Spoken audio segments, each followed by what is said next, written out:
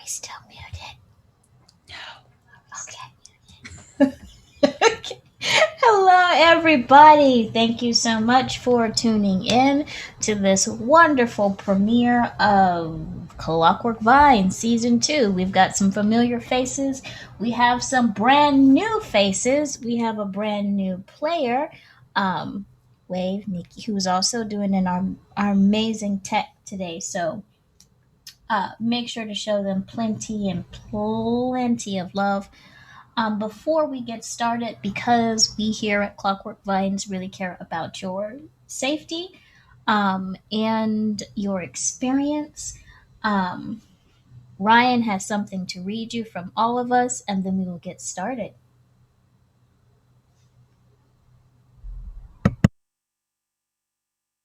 Because this is a live TTRPG session, a detailed list of creatures or plants, plant-related phobias and triggers would spoil the players. We understand if you decide not to watch or tune out when something disturbs you as a viewer. Detailed content warning about specific animals, insects, plants, etc. will be provided in the description post-stream on the VOD. This game will never, however, include heavy drug use, slavery, sexual assault, glorification, and glamorization of sexual, murderous, predatory, or abusers, or delve into sacrificial rituals that involve sacrifice or harm of children. This is a campaign that deals with heavy themes related to various literary themes, including man against man, man against nature, man against himself, and man against gods. This is a game that thrives on character development and role playing with combat and adventure as supporting cast members. All players have had and maintained communication about their own lines and veils and safety tools are being used behind the scenes.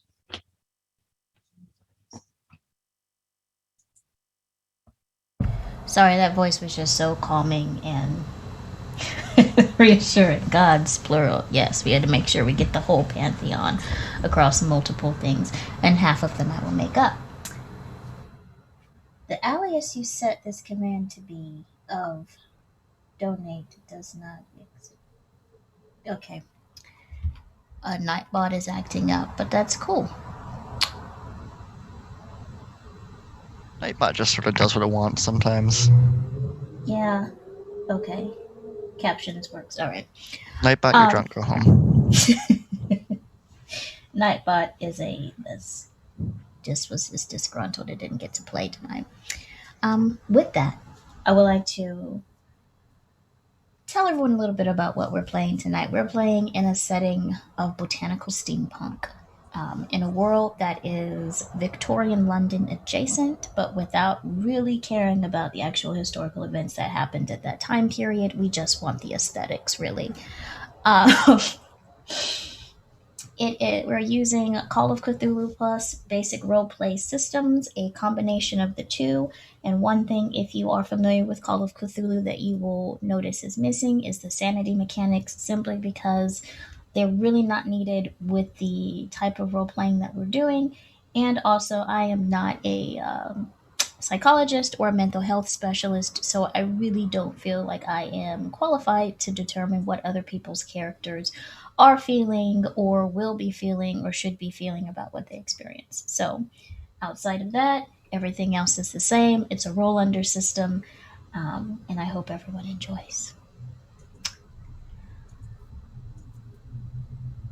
So, I would like to welcome everyone to a very special location, and again, London adjacent, because I don't know anything about actual locations in London. I'm not from that country. It's called Alstromeriea Alley.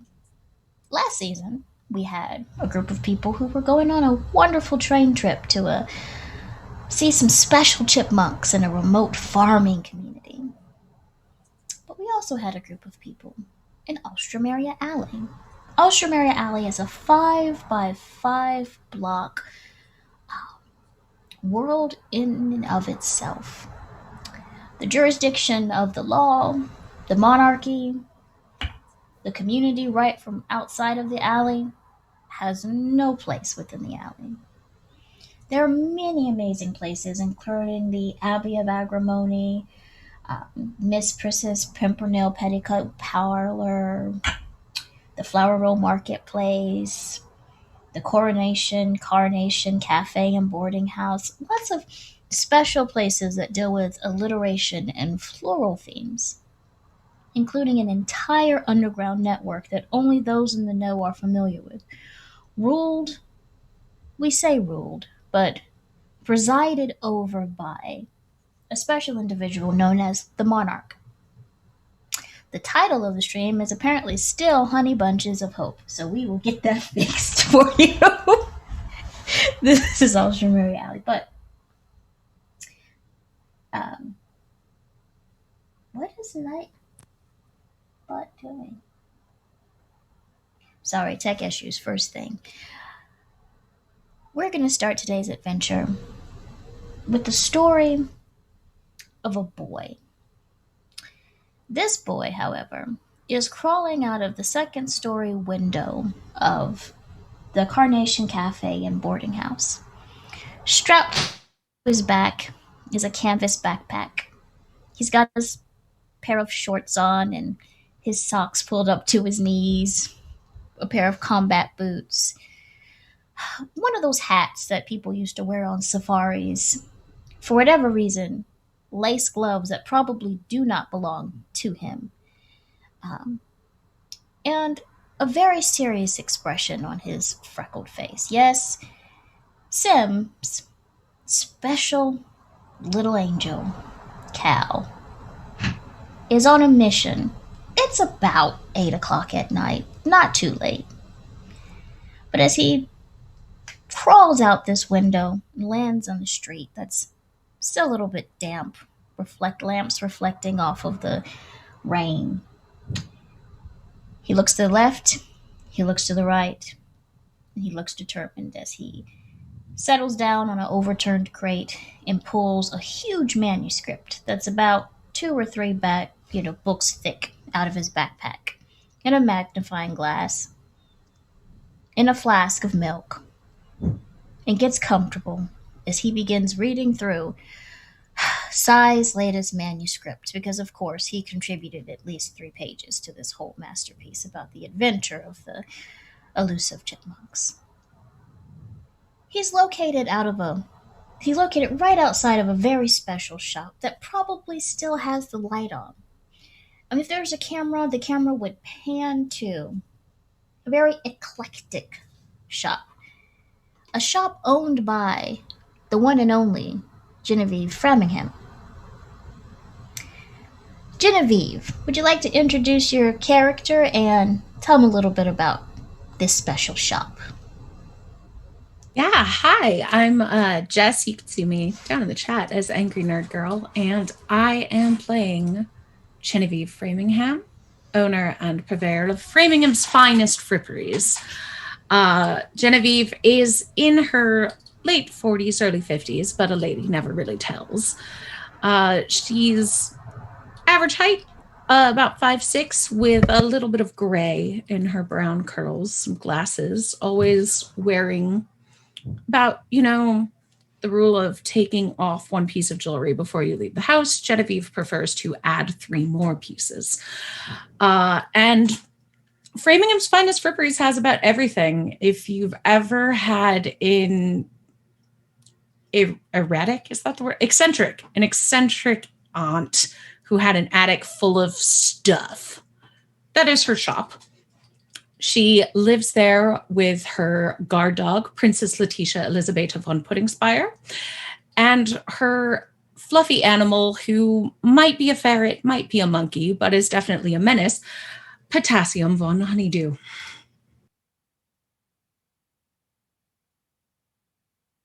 Oh, I forgot how much pain those names give me.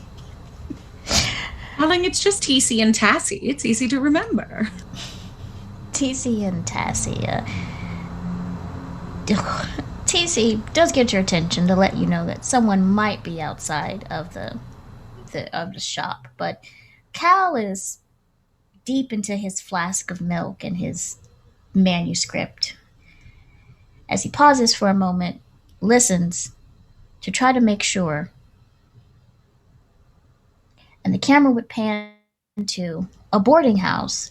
A couple of rooms have been rented by a couple and their adopted con. And Marty at 8 p.m. is busy folding clothes and sheets and stuff. Marty is a man in his early 30s, so to speak.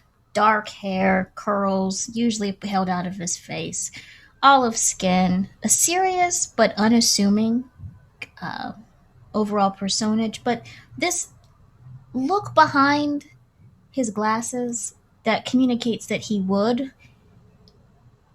could, and probably has cut many people. And as he discusses random things with the people in the room with him, the camera would pan between two people. That is, Sam and Cassiopeia. Let's start with Sam. Introduce your character. Tell us a little bit about who this is. Hello. Sim, who uses he, him pronouns, is pretty average height, but very muscular. Right now, he's just in kind of beat up undershirt and a pair of slacks, and some somewhat comfy looking shoes. During the day, he wears a vest, a tie, hat, and depending on where he's going, his boxing wraps. He is completely bald, green eyes, a freshly shaved face, now devoid of mustache. Marty had enough of it, so it was time to get rid of it. It's fine. And the camera would do a slight tilt over to the other occupant of the room, our favorite, Cassiopeia. Last name still assumed to be the con. Tell us a little bit about Cassiopeia. Oh, so gladly. Cassiopeia is definitely last name Khan because no one has told me the contrary, therefore is her legal name. Unless Marty and Sim give her an actual name, which I think she will not want. I think Cassiopeia is a Asian girl, very tall, very busty, very curvy. She's wearing a very fitted corset, very fancier than when she had before, and like one of those bustlers that expose her legs but seem to have a long train. And it definitely seems like something that should not be used for someone who is walking as much as she seems to be doing. Like it's somehow they're all walking the same pace, and yet she seems to be walking more. She is olive tone. She has freckles all over her face. She has dark hair. I mean, blonde hair, but it's obvious that it's dyed because her roots are very exposed. She's very made up, and she has rings on her fingers, her nails done, very cute, very beautiful, obviously made up for a reason in particular. She is not just pretty for no reason. And she is probably just like wanting to go over, like sprinting her way over to Cal because she sees Sim's name on the book from afar because she has good vision. You need to when you're a con woman. And so she sprints as fast as she can to try to throw the book away because she's one of those bitches. Even the sight of it has disgusted her. She knows she's going to hear like an earful about it from Marty later, but right now it's important to get the child away from the negative influence. So as Marty watches Cassiopeia like take off out the room, like Marty is not yet aware that Cal has left the boarding house. He's outside the boarding house right now. But Cal and Cass have that type of relationship where she may know, and snitches get stitches. So at this point, Marty is just watching Cass run away. Wow, I love exercise. It's so good to run to no destination in particular. Takes a deep breath. And that is why I think this may be a good thing for all of us. You know, no freaky vegetables, no shady landlords, you know, I mean, well, you know how my dad was. And I do appreciate everything he did. And always had steady work for you. I'm good with that. The work was wonderful. yeah, Um, but you know, we'll have more space when they finish. Apparently, they're converting that giant factory into like flats. And, you know, we have first dibs on something because of the letter that that horrible woman wrote. You know, the one with the bad attitude who was like, I can make stars, whatever. I yeah. did. More space would be nice. Because sometimes I wake up in the middle of the night, uh, and and Cass has tried to make her way into our bed for Mm-hmm, warmth, I think.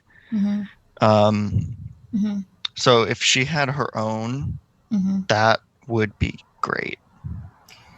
Yeah, and you know the whole cow needs his own space as well because the other day he took a beaker, you know, the little glass thing, Yeah, and the weird cups.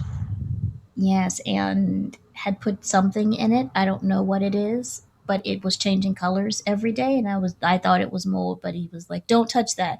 I have to get it to the scientist for further evaluation."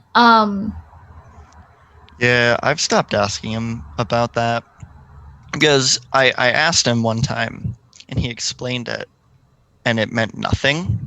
Mm. So I just stopped asking. Then Marty pauses for a second. Okay. It's really quiet in here, isn't it? Yes. And Marty just looks towards the door, looks towards you. I almost want to say let's not do anything, but it's a new alley. I don't want to get kicked out, you know, but and it's Cass and Cal. It's the two together. And I wanted to Yeah, take Cass tomorrow to go to shopping, get some new stuff, you know, and we can't do that if we have been, you know, having to bail them out of whatever yeah, evaluation of apprehension yeah. happens. She might get him in trouble, and I don't. I'm Or kind maybe of the other worried way about around. yeah, the way around. Honestly, either way, equally as likely. Um, right. Let me grab my jacket. All right. Yeah, this is good for us. Family move. Family move. Family move. And with that, the camera would pan because this is convenient in every, you know, production. There's finest fripperies, and across the street, the new and improved, we're going to call it Medical Row. Lights are probably still on there as well, as the camera would zoom in to a very specific person. That is the doctor of Alstromeriea Alley. That is. See, that's the background music for Dr. Lindsay. Tell us a little bit about Dr. Lindsay and who they are. That's just me firing up the astrolabe. My name is Brent, and Dr. Lindsay is the Scottish doctor who's been around Alstromeria Alley for quite some time and has loved every minute of it, even the strange bits. Of late, the doctor has been working on a bit of a pet project since the events of last season, with having noticed that so many factory workers are out of jobs, and feeling at least partially responsible since we did blow up a train and, may have put them out of work. Has adopted a great number of them as essentially street medics. So we have the red thistles, and right now Dr. Lindsay is teaching a class in bandaging. So there's probably like a half dozen sort of roughly uh, rough laborer types who are trying to like delicately bandage um, um, like each other's hands, or basically I've let them practice on whatever body part they want to practice on. And so there's about like a half dozen to 8 people in various states of mummification at the moment. And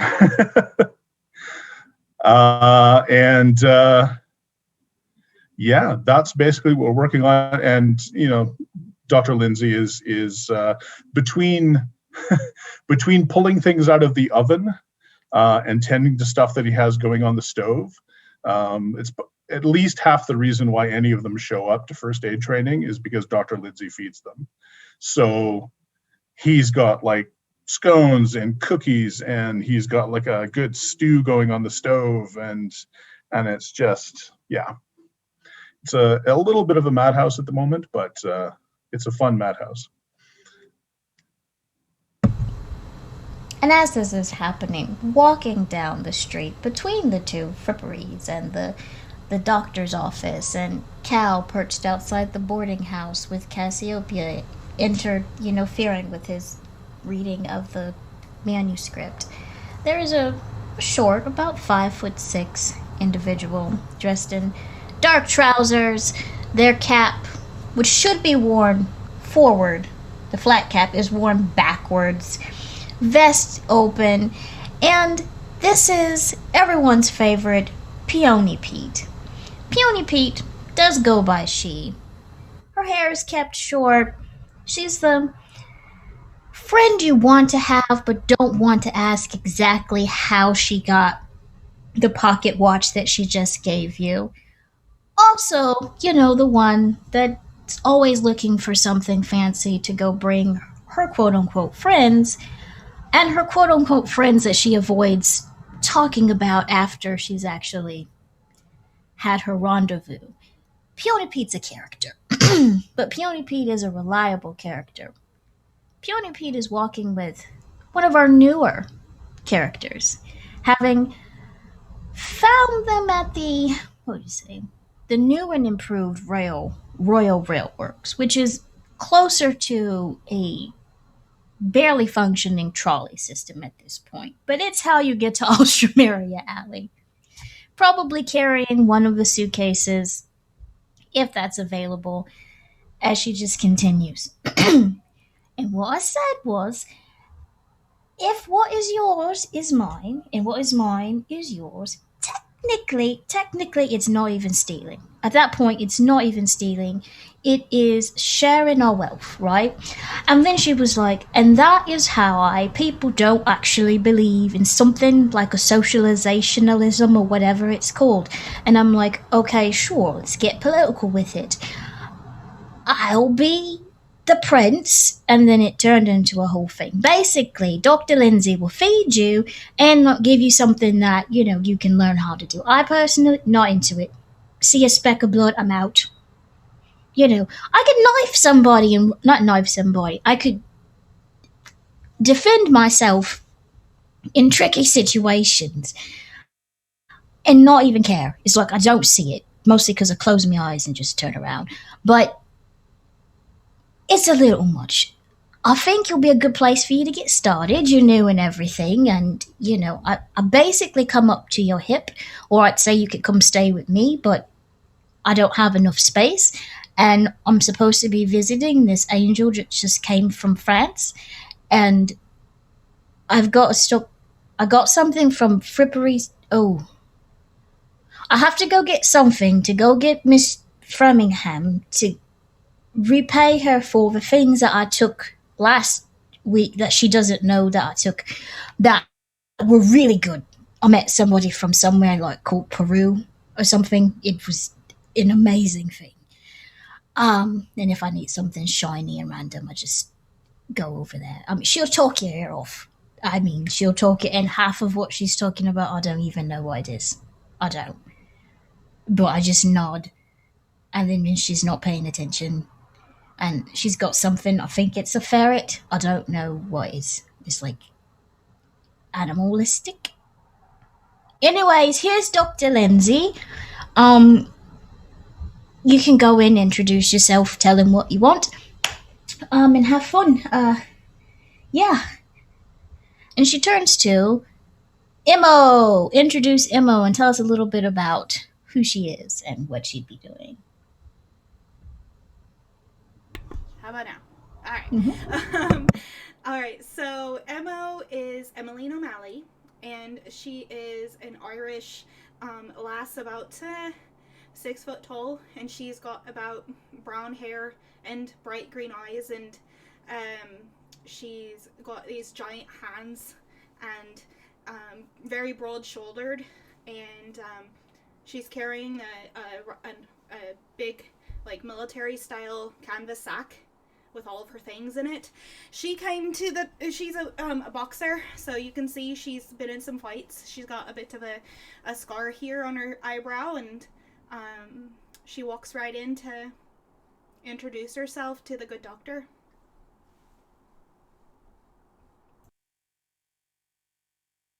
Oh, hello. Yeah, you walk in and it's just as I described. It's a bit raucous in here right now. You basically see a room full of people in various states of like being wrapped in gauze over various body parts. That's sort of what's going on. Plus there's a smell of food. Yeah. Anyway, hello, can I help you? I hope so. I'm trying to find a place that's safe for a woman to stay. Oh, hi. Well, yeah, we can definitely find you a place to set up for a little while. Let's see. Well, come in. Why don't you set your bag down? Have you eaten lately? It's been a while. I well. had some breakfast, but lunch wasn't provided. Oh, well, yeah, it so often isn't. All right. Well, come this way. Move out of the way, you lot. What's happening here? Just a bit of first aid training. We have a team of people that go around the neighborhood helping to patch people up, delivering medicines, helping people tend their gardens, all sorts of stuff. It's a bit of a community helper program. They're learning how to bandage themselves right now. Not very well, but it's their first night, so. I've been there. I've patched myself up a few times myself. Oh, I see. Were you the one who stitched up your scar? Yeah, I didn't do a very good job of it, but yes. That's not bad without training for someone without training.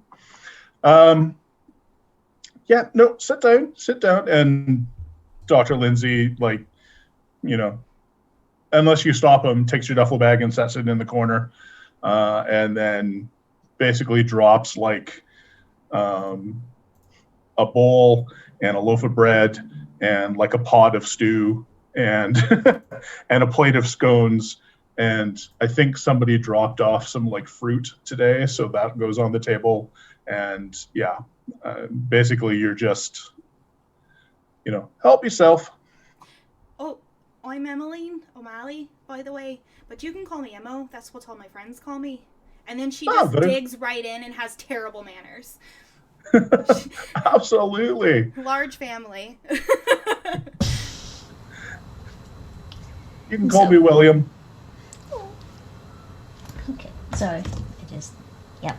Anyways, as this is happening, it's not hard to miss the screech of an upset boy between the ages of 7 and 8 when his manuscript is knocked out of his arms. And he probably uses an explicative that he knows is going to get him in trouble later. But he's just like, what? What are you doing? It's poisoning your mind, Cal. It's poisoning it. You want to be like Sai? That's your goal. You have 2 good dads right there. Be like them. Literally be like anyone besides. Literally, we have scientist friends. You love science. Can't you be like them? Can't you read their shit? I'm sure they write a bunch of goddamn newsletters. I don't fucking know what they write. Okay, first of all, I'm glad that Dad is not Also, here to why are hear you yelling? Do you want to get yourself in trouble? You weren't supposed to get out of the house. I told you you were probably taking a long pee. Why would you yell?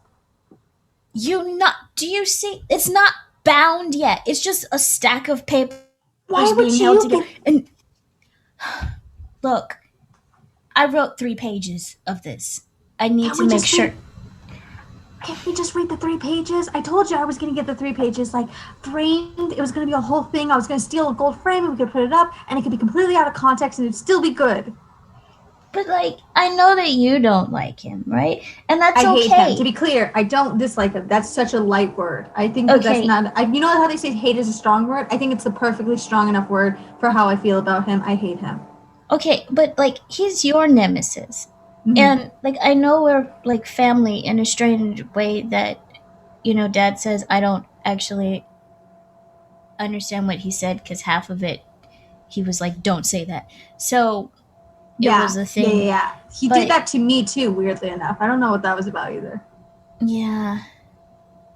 Anyways, like, he sent me this manuscript. He didn't send it to you. He sent it to me because he knows that I'm probably going to be the only reason why he makes money. Those 3 pages are going to be phenomenal. Cass really considers this because she knows this is probably true. And she goes,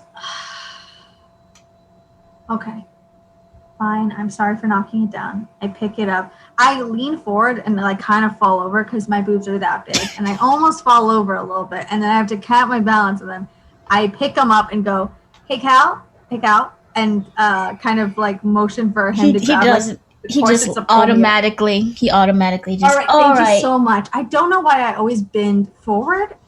Marty keeps telling me to squat, but I just keep forgetting, and then I get stuck every time. Okay, and she hands it back. He said it was something about like the ribbing and the corset. Yeah, he told me explicitly that's not a good idea. You're gonna get stuck. Okay, now she's stuck again. Hey, Sim. Anyways, she dusts off the papers, gives it very apologetically, and hands it, and glares at, like, has her fingers very obviously over the name on the front of the manuscript so she doesn't have to see it. No. I'm sorry for knocking down your belongings. I know it's an accomplishment you're very proud of, that you're... And she takes in a breath like she's about to throw up. Published! It's okay. Like, when you pull off the perfect con, you know, you too will have, like, we'll put something in gold, but we won't tell Dad. Because if we tell Dad, he's just going to be like, if you did a good job, you wouldn't have been caught. And there would be nothing to frame. That's what I said one time to this bartender. And then like, I thought it was a really cool thing to say, but she didn't think it was very cool. And so I tried to walk out really cool, and she didn't think it was like a whole thing. I really wanted to be I always try to say something cool, and then everyone undercuts it. And then I'm like, do I say cool things? My answer is no. The scientists are going to be here in the morning on the train. Oh, yeah. I thought that the visit was going to be delayed because of a convention. I don't really know what they said. They said a meeting of nerds. I mean, scientists. And so I was really unclear about if they were just hanging out, getting coffee, or if it was like a formal thing, you know? Like, cons don't get together. So, like, we don't, like, hang out, you know what I mean? We don't have like a con convention. You might as well just call it a convention. I try to give a high five.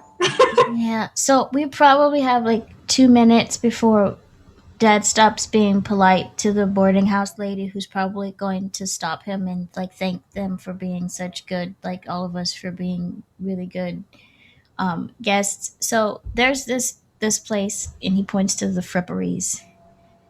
Looks like there's shiny stuff in there. Should go in there and maybe not steal, depending on if the owner's cool. We don't steal. Right. We don't. We don't. No. I love this idea of an adult woman and like a child going, we don't. Okay, where are we going to put the book? Are you going to bring the manuscript with you into the shop? It goes in my backpack, and that's pretty much all that has been in the backpack is this manuscript and a flask of milk. And for whatever reason, this glass vial that's full of something that might be mold. Nobody knows.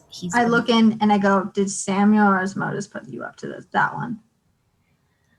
No, I'm just exploring my options. Dad says I can be anything I want to be when I grow up, and I'm just like I've tried the author thing, and then I'm trying the scientist thing.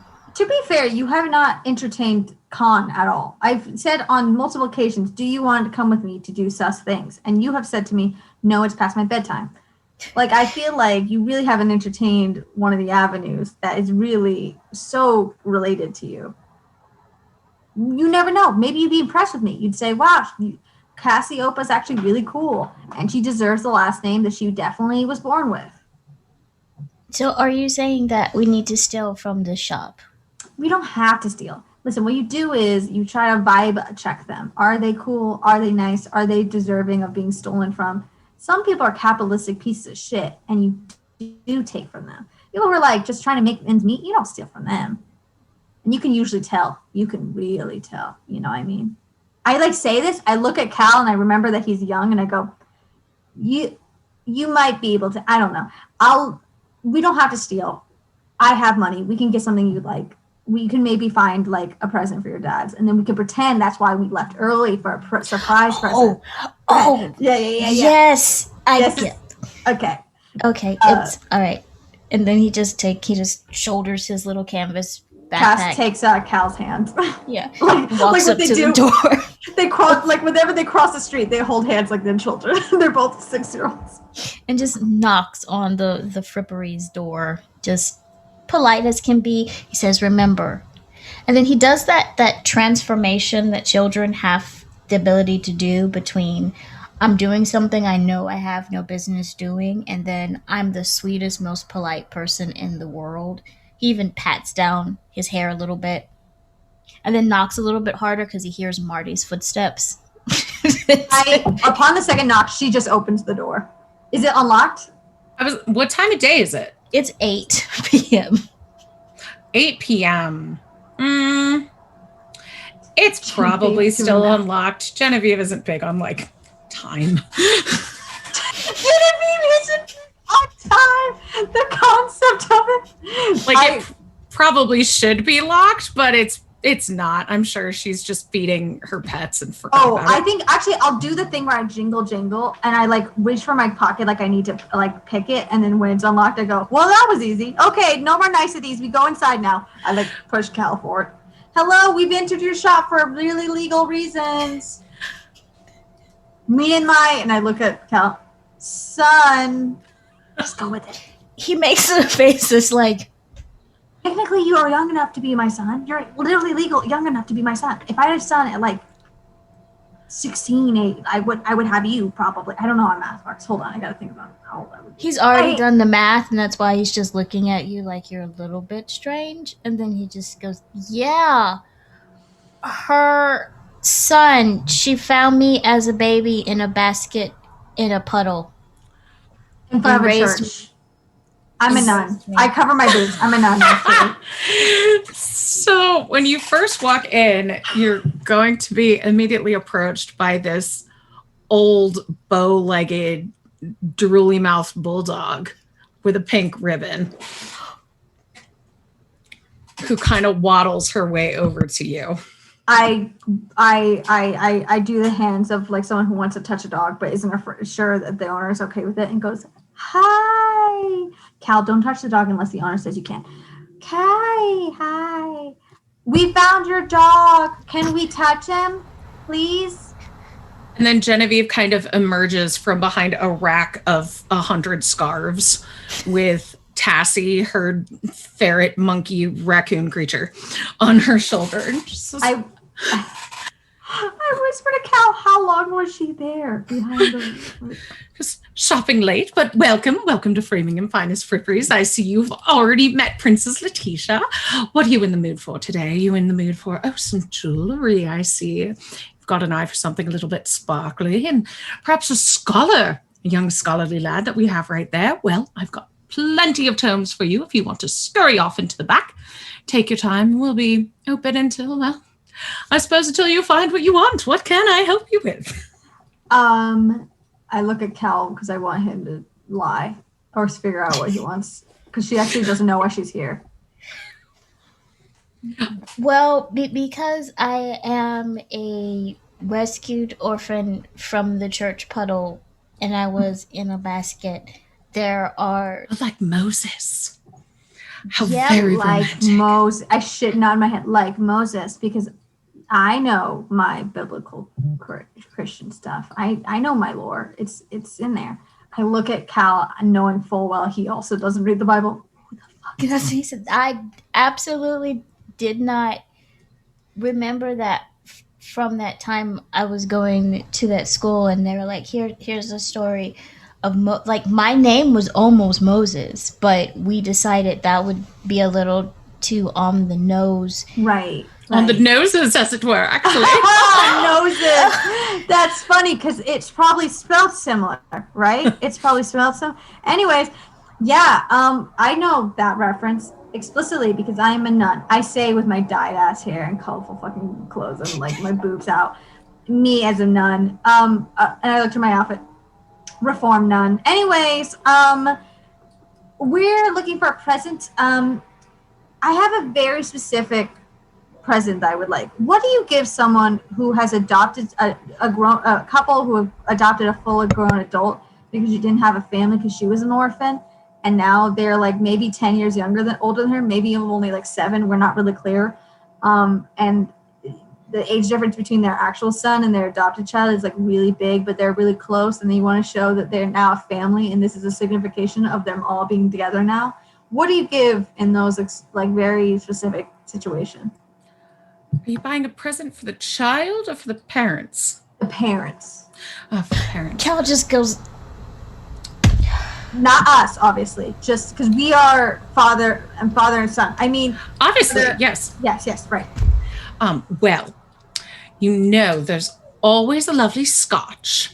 Dr. Lindsay, who's across the way, he always has excellent scotch. And if you want to fancy it up with, I suppose a pocket watch, I could help you with a pocket watch, or perhaps a bow tie or some neckerchiefs, a pocket square or a pair of gloves. Do they like cufflinks?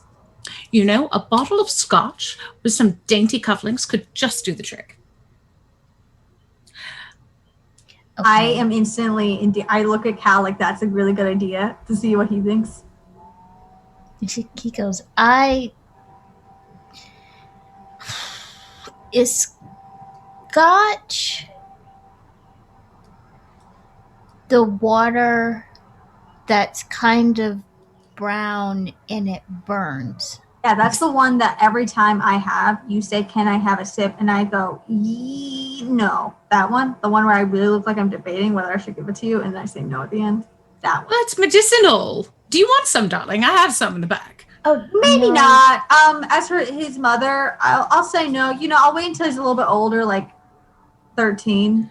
Oh, you know, Yeah, it's the best and thing if if you I- can't get him to go to sleep. I mean, I don't have any of my own, but I'm waiting for the rebellious period that Cal's definitely gonna have. I have about a dozen nieces and nephews, and it Did I always say- does the trick when they stay with me. That's cool. We love giving alcohol to children. So when I said Cal, I meant Caillou. His name is Caillou. It's you? yes. Is that foreign? Yes, it is. I look at Cal for the longest time. It's Because Korean. he came out of the water. Right. Bella froze. Cal Well, takes a moment and just goes. Cal just takes a moment and goes, I think that you might be one of the smartest people I have ever met, and probably also psychic a little bit. Like, I think you might be a magic person, but so I feel like I have to be honest. We're hiding from my dad's because I snuck out to read the masterpiece of an armed author from the United States. So Genevieve crouches down and reaches out both of her hands to hold his. Mhm. Says, now, darling, I hear very often that I'm the smartest people that anyone has met. but you're the first to realize that I am psychic. And you've come to just the right spot. I have a private reading nook just behind that corner with a cushy chair and a helpful doggy if you want to go read right over there. I can distract your daddy if he comes in.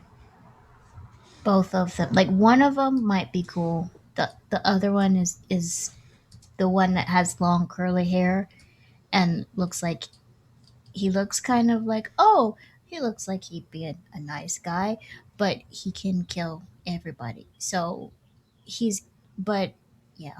And he just says over there, he just looks at Cassiopeia like, we got this. And just heads over to the nook. And we'll return when Bella's setting gets fixed and so on with the interaction between the dads and the frippery. Meanwhile, someone's train has been a little bit early, and we're going to cut over to the scientists. Again, it's not as luxurious of a train as it was, when you went to go fight giant carrots, but it does the trick. It rolls into the dilapidated station that has a lot of posters of protest, a couple of people who are supposed to be like the ticket people who just basically say, where do you need to go? Okay, fine, here. But this is how you get to Alstromeriea Alley.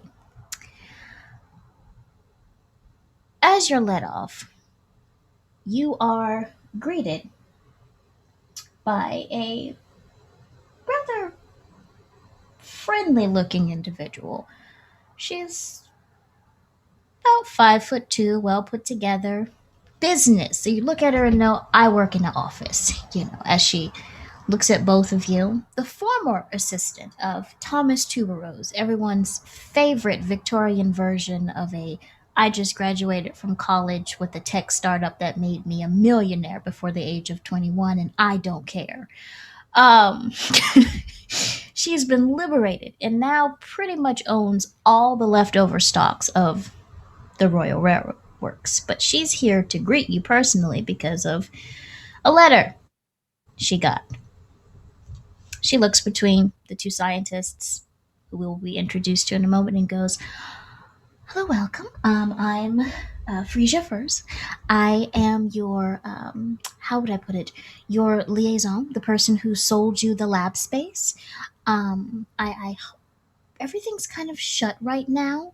Everyone's starting to wind down for the evening, but I'm here to escort you to the boarding house, and then we will meet in the morning to discuss the rest of the real estate situations. Is it just the two of you? And the camera pans over to Samuel Favorite. Go ahead and introduce Samuel. Samuel's about 5'10", brown skin, clean shaven face, wearing very well tailored dark gray suit with kind of smoky blue vest and matching hat. And he's carrying a few bags. Just getting slightly tired from the trip. He's like, thank you. Appreciate you meeting us here. Yes, of course. It's the least I can do. There used to be a whole little hotel setup, but Dragon ate it. Anyway, it's a joke. It's there's no such thing as dragons. And so and then the camera would pan over to Asmodeus. Tell us a little bit about Asmodeus. I think you're muted.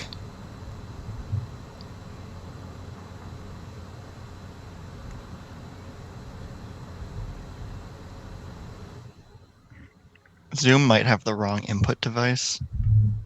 How's that? Yes. Hey. Okay. So Asmodeus is about 5'10" as well. He has a very neatly trimmed mustache and goatee. He has on some, how probably for the period, what might be considered jeans, with a button shirt and a long leather overcoat that has more pockets. Every time you look at it and look at a different spot, you seem to see a new pocket. And all the pockets have bulges as though they are carrying items in them. He also has some bags that he's carrying with him. And he just says, yes, yes, I'm very excited to see this lab space. Can't wait to set things up. Yes, you're the first scientists who've actually said, hey, we'd like some space in your area. And then once the monarch signed off on it, we knew it would be wonderful. If you follow me, we'll take you to the boarding house. I'm supposed to connect you also with Dr. Lindsay. He's our medical expert, to see if he has any. I wouldn't actually know how to put it. He's a very well educated, eccentric individual, and I'm not sure if he bakes his bread in what everyone is supposed to bake their bread in, or if he's making potions. I'm not quite sure what happens there. And I used to work for a engineering genius. Anyways, the lab space shall be finished in the morning, I think. She looks over her notes. Okay, first we have the meeting of everyone at the factory. Then we have the letting people know where they are going to be living, the real estate, and then we have the lab. Okay, we have everything here. So if you will follow me, I will go ahead and take you to the boarding house, and maybe what's tonight? Last time I went to Dr. Lindsay's at this time, I'm not sure what they were practicing, but there were oranges and needles involved. And then people were making, like, it looked like voodoo dolls something out of the oranges, but I think they were practicing something else. I'm not sure. So if you follow me, do you mind walking? I can get a carriage, but that would be an additional probably 20-minute wait, because animals don't like to come near over here because of, the dragon that doesn't exist. Samuel looked to Asmodeus. I don't mind walking. I'm up for it. It'd be good to stretch the legs after that train ride. Yeah. All right. So if you'll follow me, I will be sure to give you the best tour if possible. Over there is where the explosion took place that lost about 65 people their jobs, but no lives were taken. And if you continue walking, that is the door to the office where I used to work, and it's full of creepy paintings that I have not yet had the heart to get rid of because they keep changing. Another inside joke, really. Paintings don't do that. I'm still talking to someone to deal with my trauma. All right, here we go. And she's going to lead you all down. I think at this point, did we know, like last season, did we know where the communication was between the monarch and, like, do we know of this place?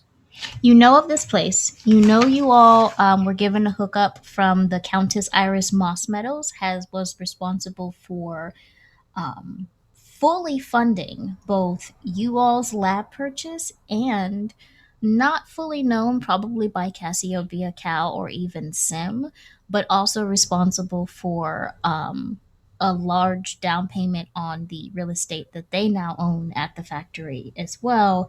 She pretty much made sure everyone was set up, even though she gave the impression that she did not like any of you. Yeah, Samuel will like basically cut off her nervousness. We fought giant carrots not too long ago. You're good. You don't have to. There's a moment where she goes, You don't have to be as. Oh, thank goodness! It has been very interesting running public relations for a situation that makes absolutely no sense. But here in Alstromeriea Alley, we don't judge people's personal experiences or even how they choose to interpret what happened to them. My former boss may or may not be held in something equivalent to a dungeon right now because we don't believe in giving on to, outside politics. And even though the queen keeps asking, the monarch basically said, "Who's this?" Anyways, things are different here. But if the countess sent you, then you know how weird things can be. I was a secretary. Now I'm a owner of a company that technically doesn't have any employees, but still has an influx of money from a mysterious source, and I don't know what's going on half of the time. But I'm a strong, independent businesswoman. I own my own business now, and um, Miss Framingham always has time to talk. And it's very therapeutic. It really is. Because sometimes you realize that what you think is strange is not as strange when you talk to Miss Genevieve.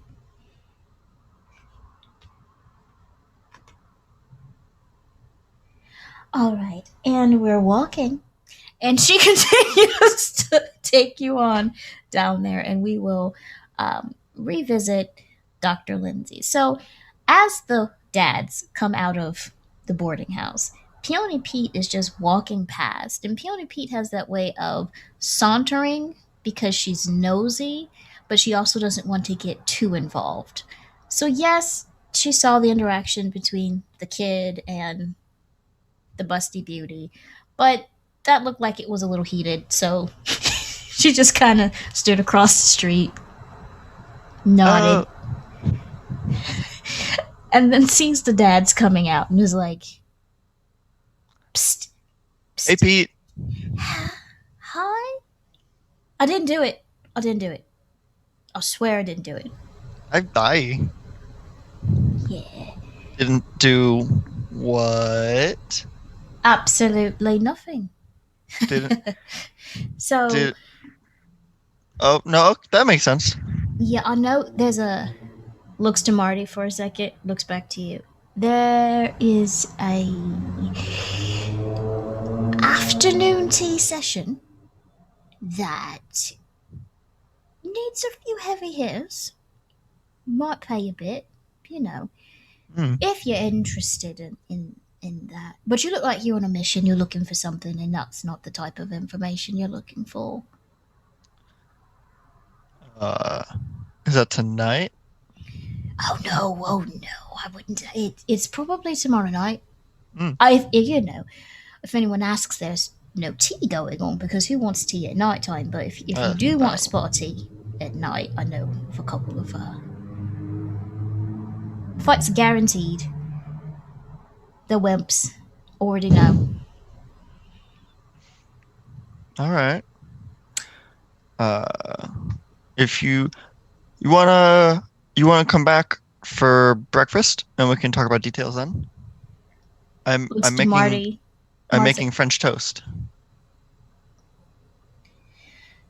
And Marty gives this sigh because Marty knows that when French toast is involved, it's also part of trying to appease Marty for something that he knows is going to stress him out. But he cannot say no to French toast. So he's just like, French toast. All right, French toast. Okay. Your favorite? Yeah, it is. It is my favorite because you want to go have tea, and we've only been here for a few days. I haven't. It's been so long. And extra money never hurts.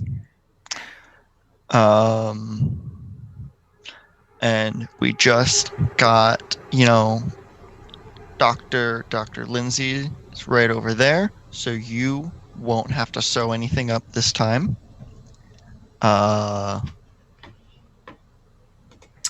Right. Yep. Because that's a relief.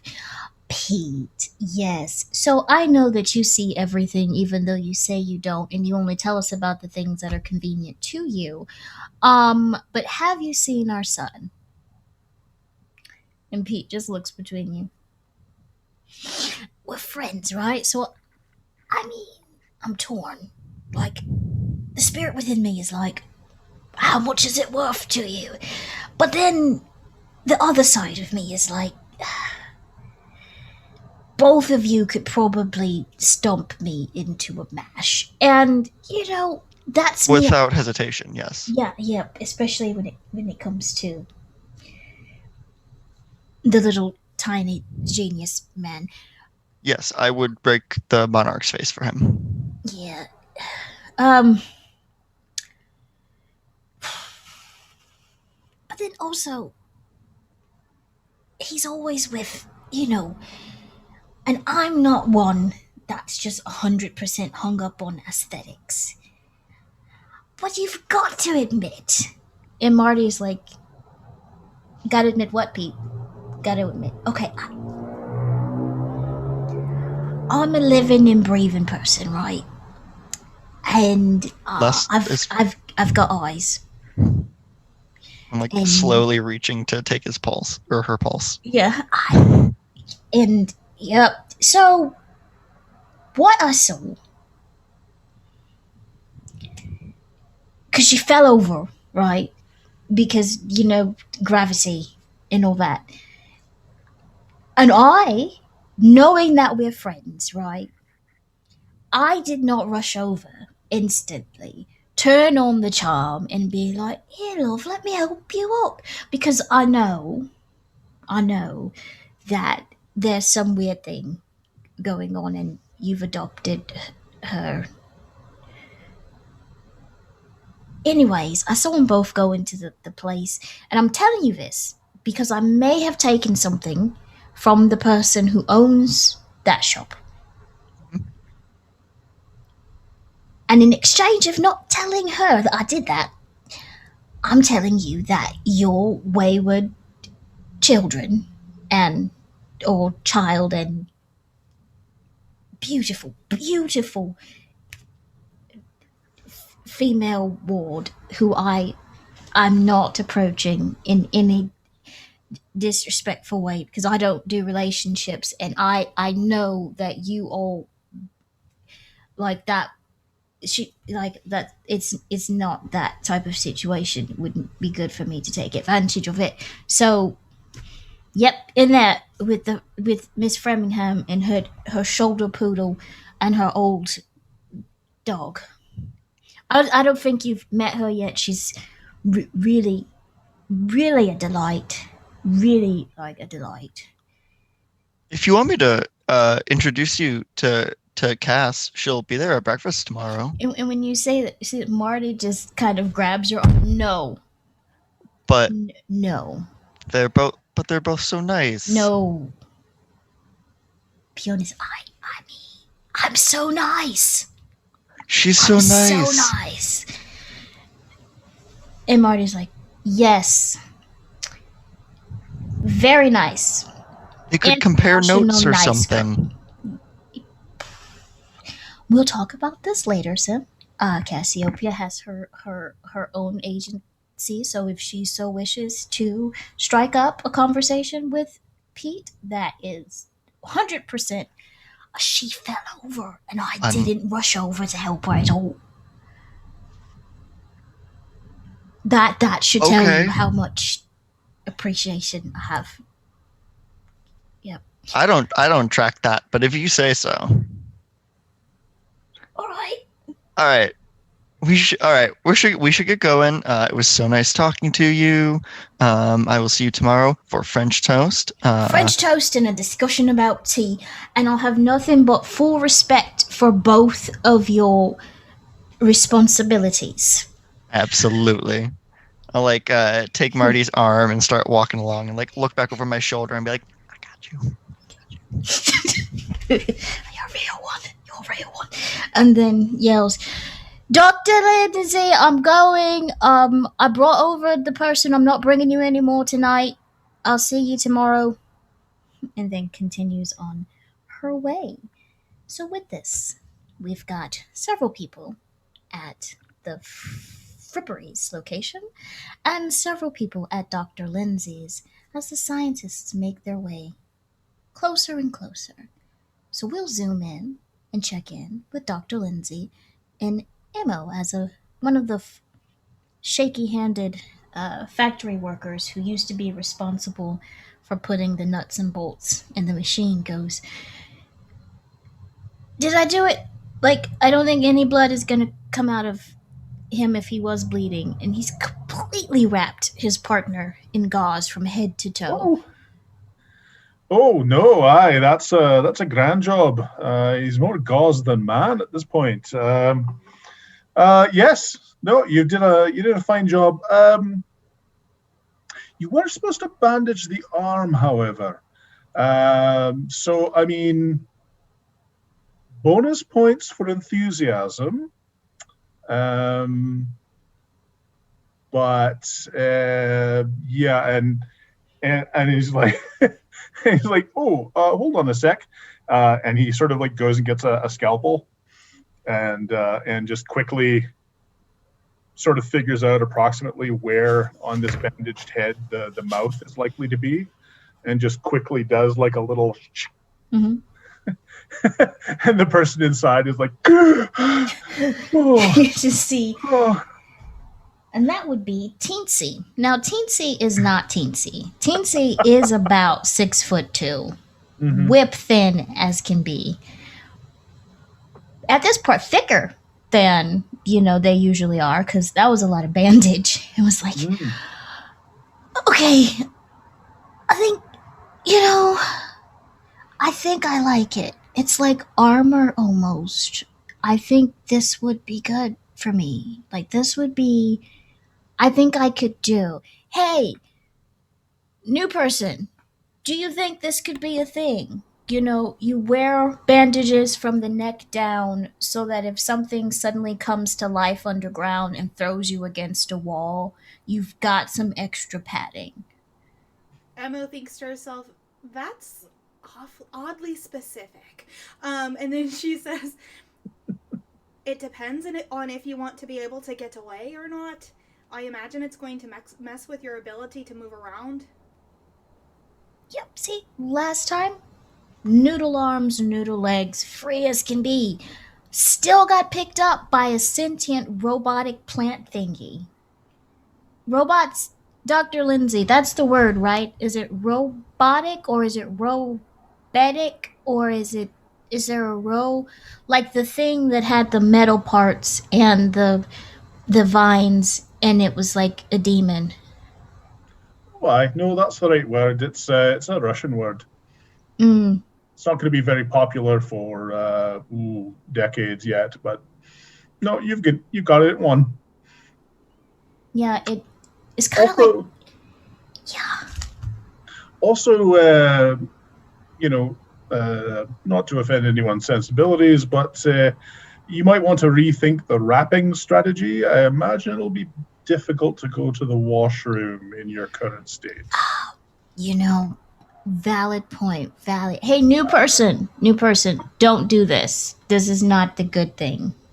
Also, don't go underground. Welcome to Alstromeriea Alley. Right. You can call me Emma, by the way. What's your name? Teensy. Teensy. You're not really teensy, are you? I like it. There you are. It's. I was, and then growth spurt, and all of a sudden nothing fit. We all do kind of start that way, don't we? Yep. It's a bit tiny. I was pretty tiny myself. You'd think with 6 siblings I'd eat a lot less and maybe not be so big, but here I am. Yeah,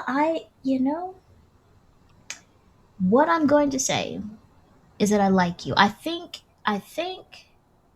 you'll do well here.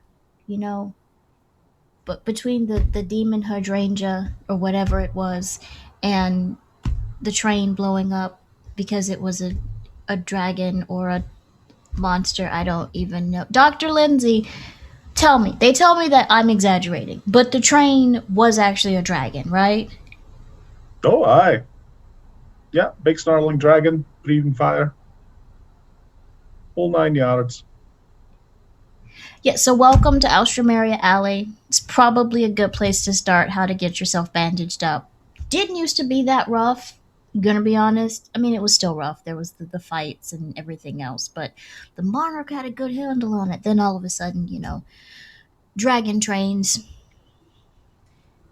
What's this about fights? Ooh. I didn't say anything about fights. Well, don't be shy, Teensy. She's a boxer. Oh, okay. Um, First thing you need to know, the code word for fights is tea. So if anybody invites you to afternoon, well, that gets a little confusing. People don't often invite me to tea on account of what I look like. What? I mean, that's ridiculous. Everyone needs to hydrate and eat the tiny cookies and biscuits. I mean, I don't understand why you would make the everything so small. I don't get why. Hey, we're Right. drinking tea. Everything needs to be smaller, and your pinky has to be sticky. That's not norm. Like that's not a natural. I'm just not delicate enough for that to work out. Yeah, but Yeah. here in the alley, tea, afternoon tea. If they say we're having afternoon tea and we're looking for a couple of heavy hitters, even though the metaphors don't really work well together, that is the code for there's an underground fight.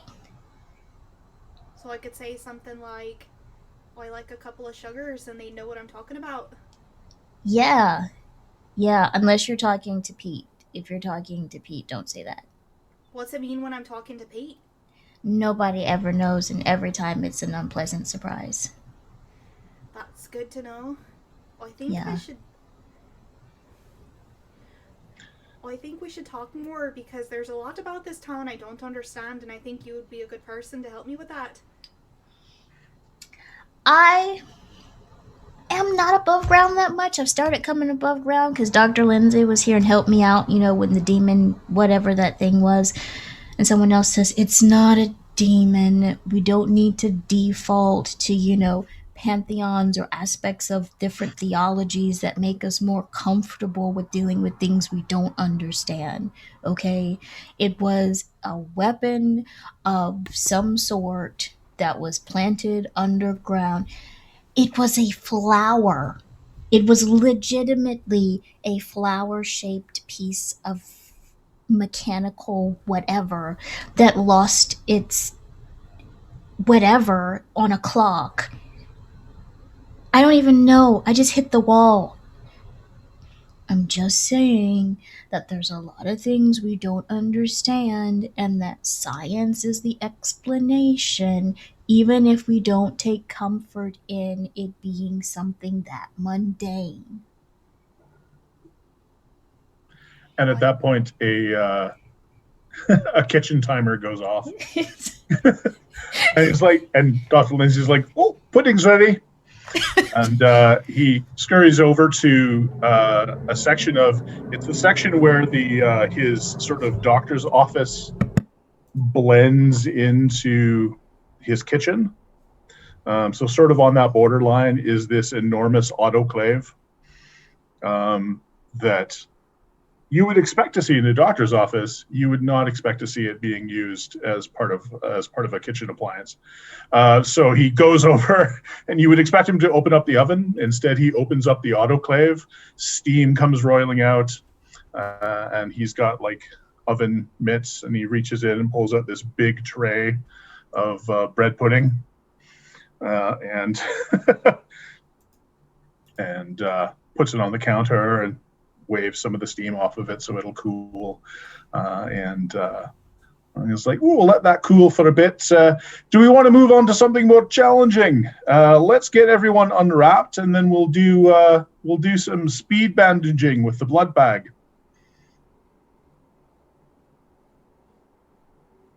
Dainty has a moment. Oh, will you look at the time on the watch I don't have, but I always have had this innate sense of what time it is. Mo, if you ever want to talk more afternoon tea, I can get you hooked up. I mean, I don't come above ground that often. What I mean is, I don't come to Dr. Lindsay's location often because looks to Dr. Lindsay, looks at because I'm sponsored by the Monarch. I'm officially sponsored by the Monarch for in a internship. Looks like, is that? Right. So if Yep. you're too busy, how will I know how to get to the fights then? Oh, I'll find you. Right. Okay then. Yeah. In a complete legitimate way, not because there's like a network of people who are in the know about everything that's going on at all times. And it's not like I've been trained for a young time to keep track of all of that. I'm just here. I'm a thistle and officially sponsored by the Monarch as an intern. Yep. You've got it. Yep, that's what we say now. Okay, I've got to get back before Whisper comes, and that's terrifying. And Whisper, well, I don't know. I kind of like it here because Whisper actually is kind of scared to come inside.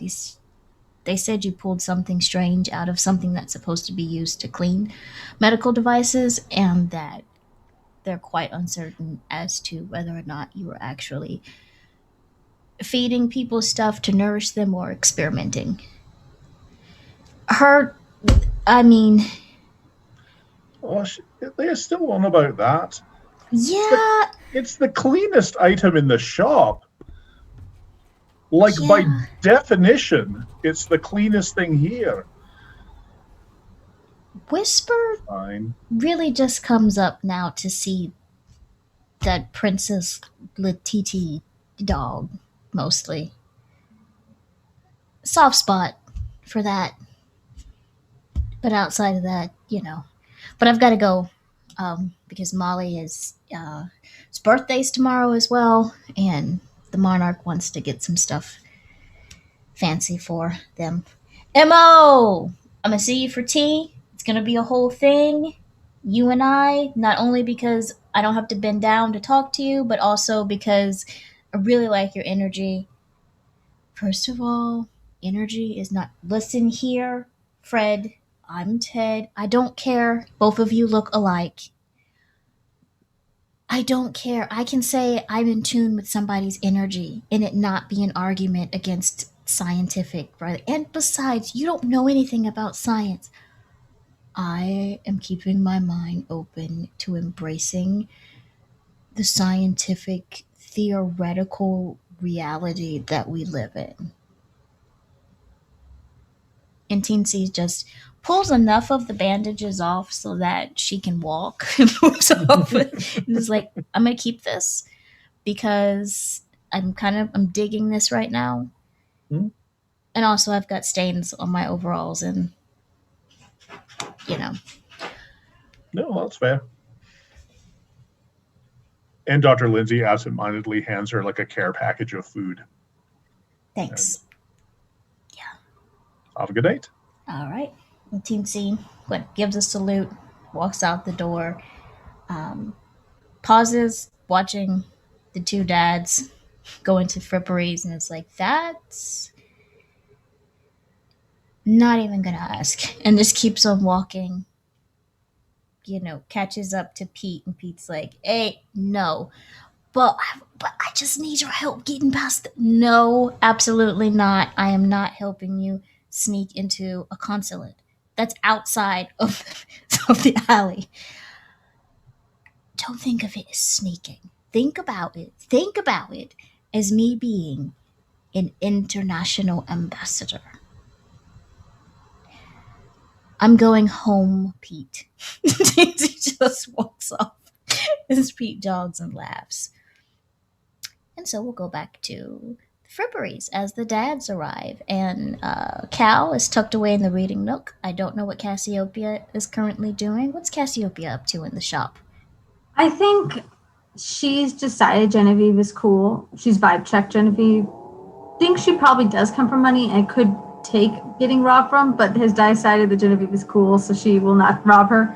And instead, try to explain to her in great detail why the last name Khan is a good last name, and actually is in fact very definitely real. Like it's not made up. She's like this. My last name is the Khan, which sounds like it's made up, right? But really, it's not. It's like what I was born with. You know what I mean?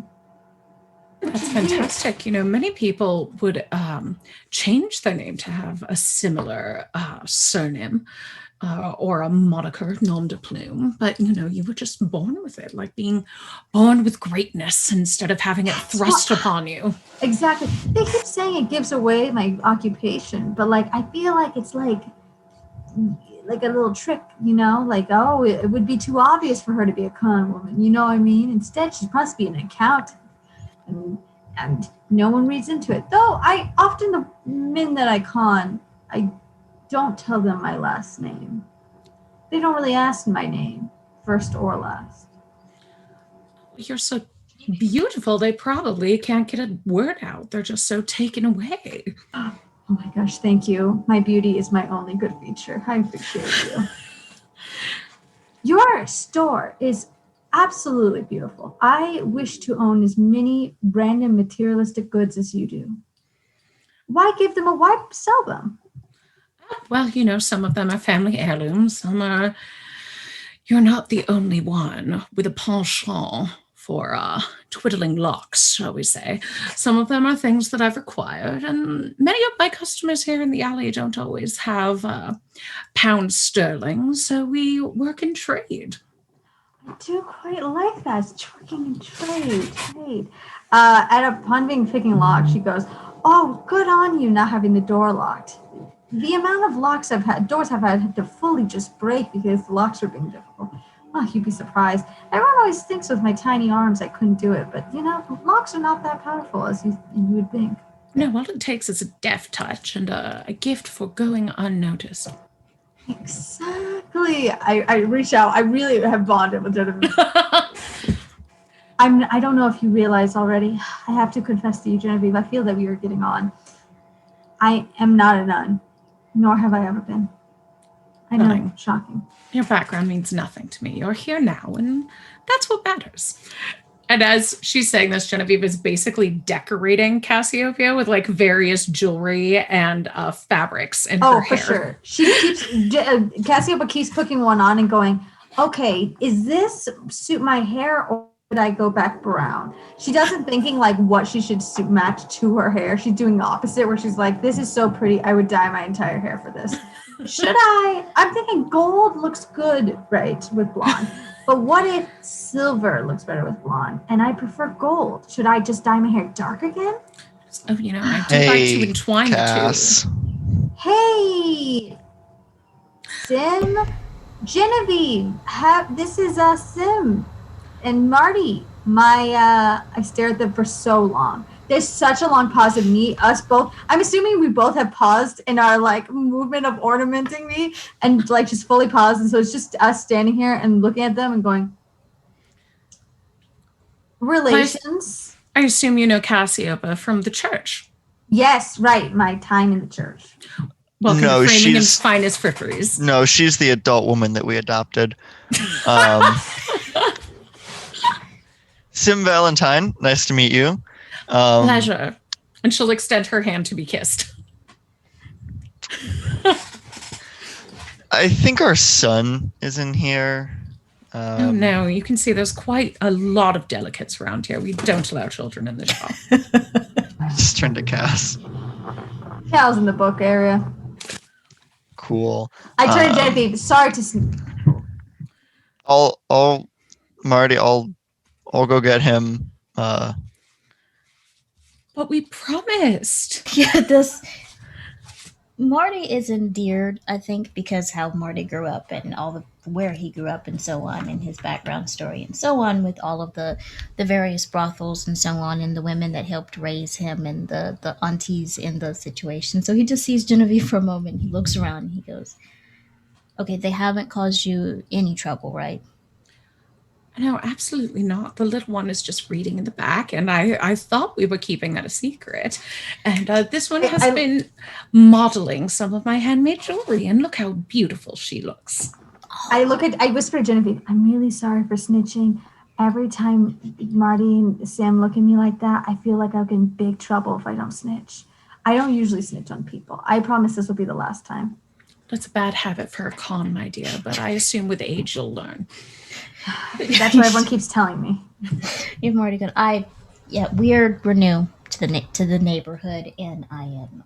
We are. And Marty, just for a moment, just seems like you could tell when someone's endeavoring to keep everything together and how he would usually be responding. He's doing that. We are new. We need to leave a good impression.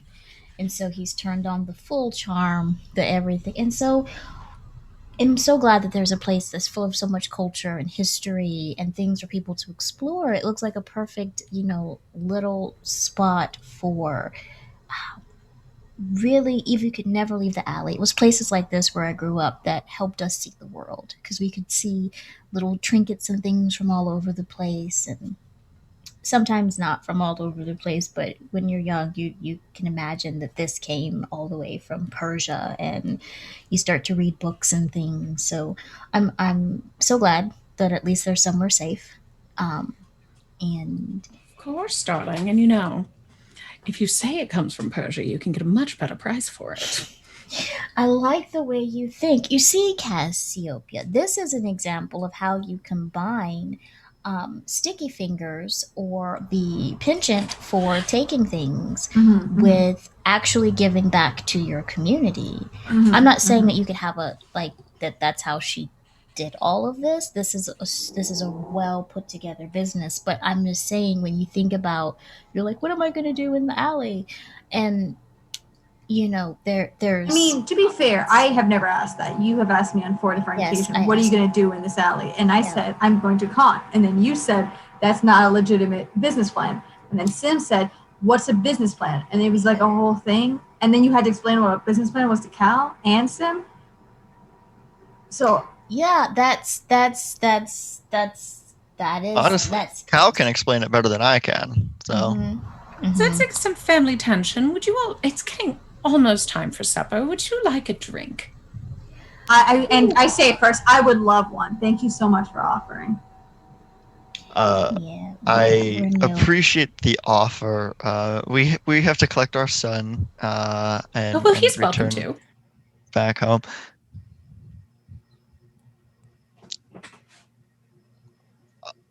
Now I'm confused. I thought you were offering. Oh, it's milk. Oh, pity. Yeah, he just likes to. He takes after. Oh, he wants to be like his daddies. He does. Sometimes that's a good thing. Yeah, he wants to be like his daddies, like a random fucking writer that he met one time. He wants to be like some scientist he met. He wants to be like everybody except for his freaking adopted sister. Not that it matters. Not that it bothers me. Everything's cool. I would love a drink. Cal can go back with his real family who actually related to him. I'll stay here with you and we can drink, and I can learn about how to make a real business plan and do things with my life that is not illegal. It's funny that you mentioned that, Cass. Actually, yeah, no, Cal, he does a little bit of everything. He did some writing for a friend of ours. It's going to be published. Friend is a light word. Friend is really, really, I would not use the word friend. I would use the word like acquaintance, maybe, like met literally one time guy. The lad's being published. That's fantastic. You must be so proud. Just, you have no idea. we have a little surprise planned for him. He doesn't know about it when the book comes out. Oh, We'll it's have to gonna be carry the book lovely. in the shop.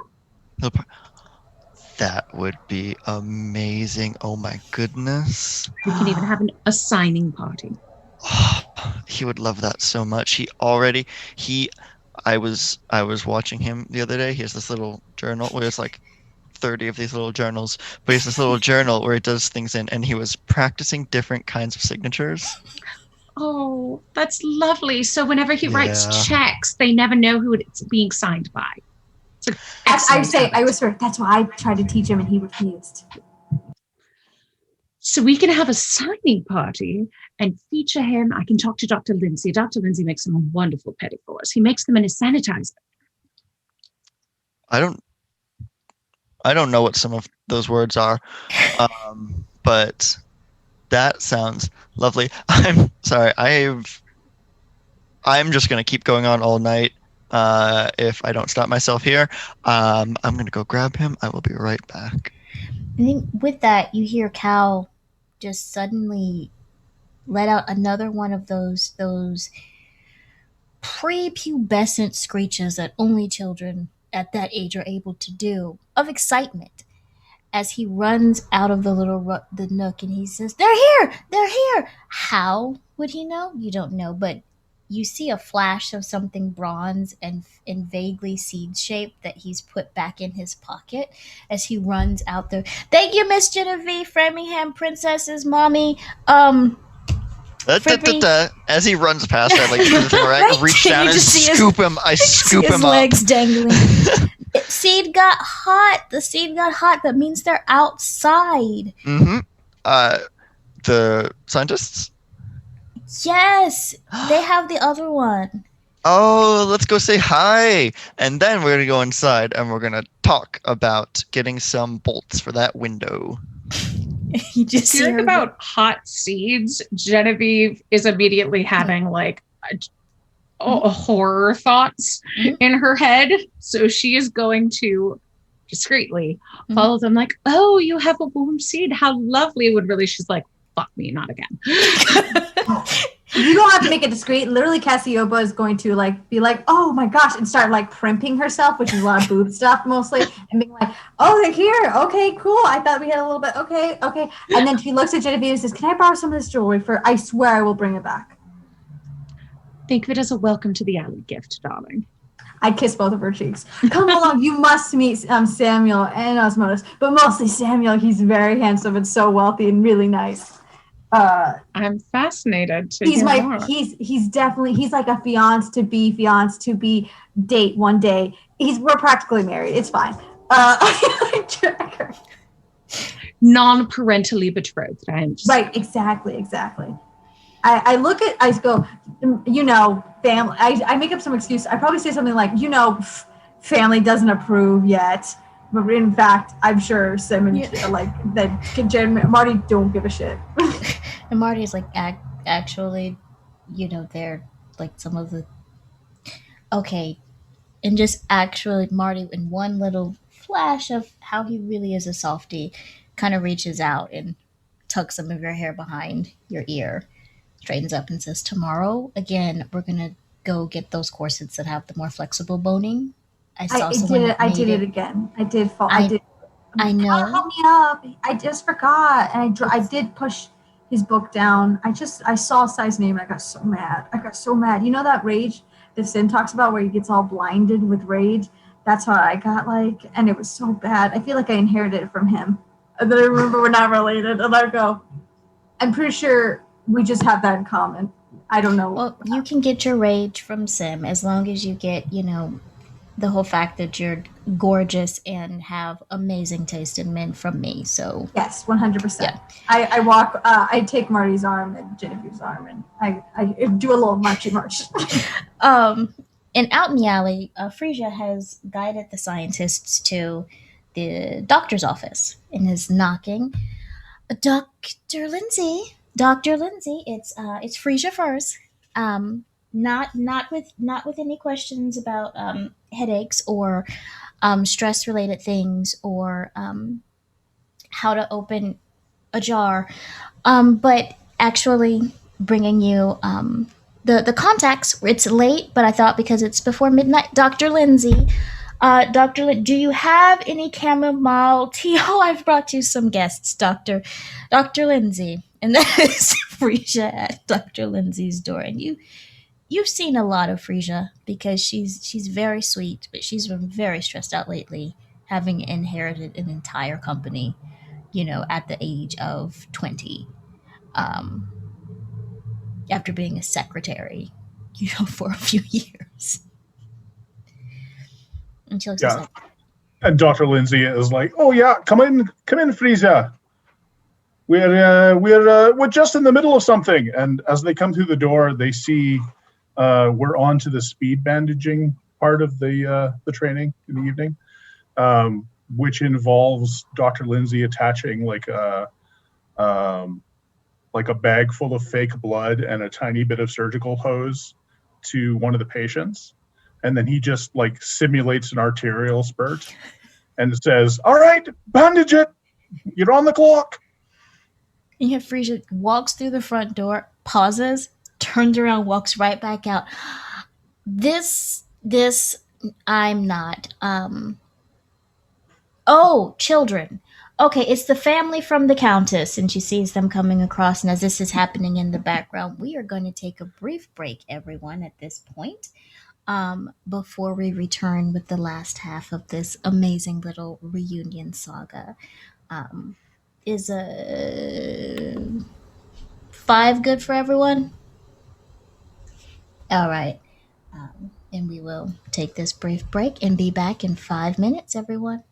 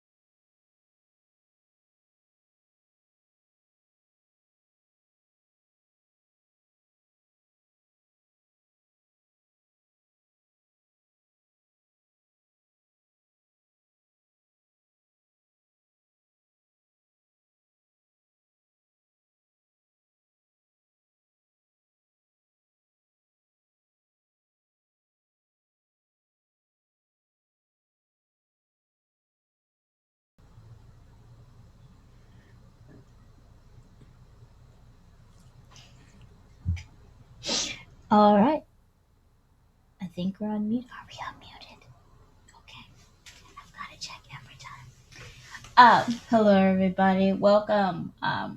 We've got about a half hour left in this amazing reunion thing, so I hope you took time to get something to drink and settle back in. Last we left off, Dr. Lindsay was teaching people how to do speed bandaging with Mo being well fed and maybe participating in this exercise. Who knows? As Sim, Marty, Cal being carried by Sim, Cassiopeia, Genevieve are all approaching where Miss Phrasia Furs has been was trying to introduce the scientists to the medical expert. When she walked in, saw the simulation, and walked right back out. All right, this is where I leave. And you go in and deal with. Oh, Miss Framingham, the new fathers.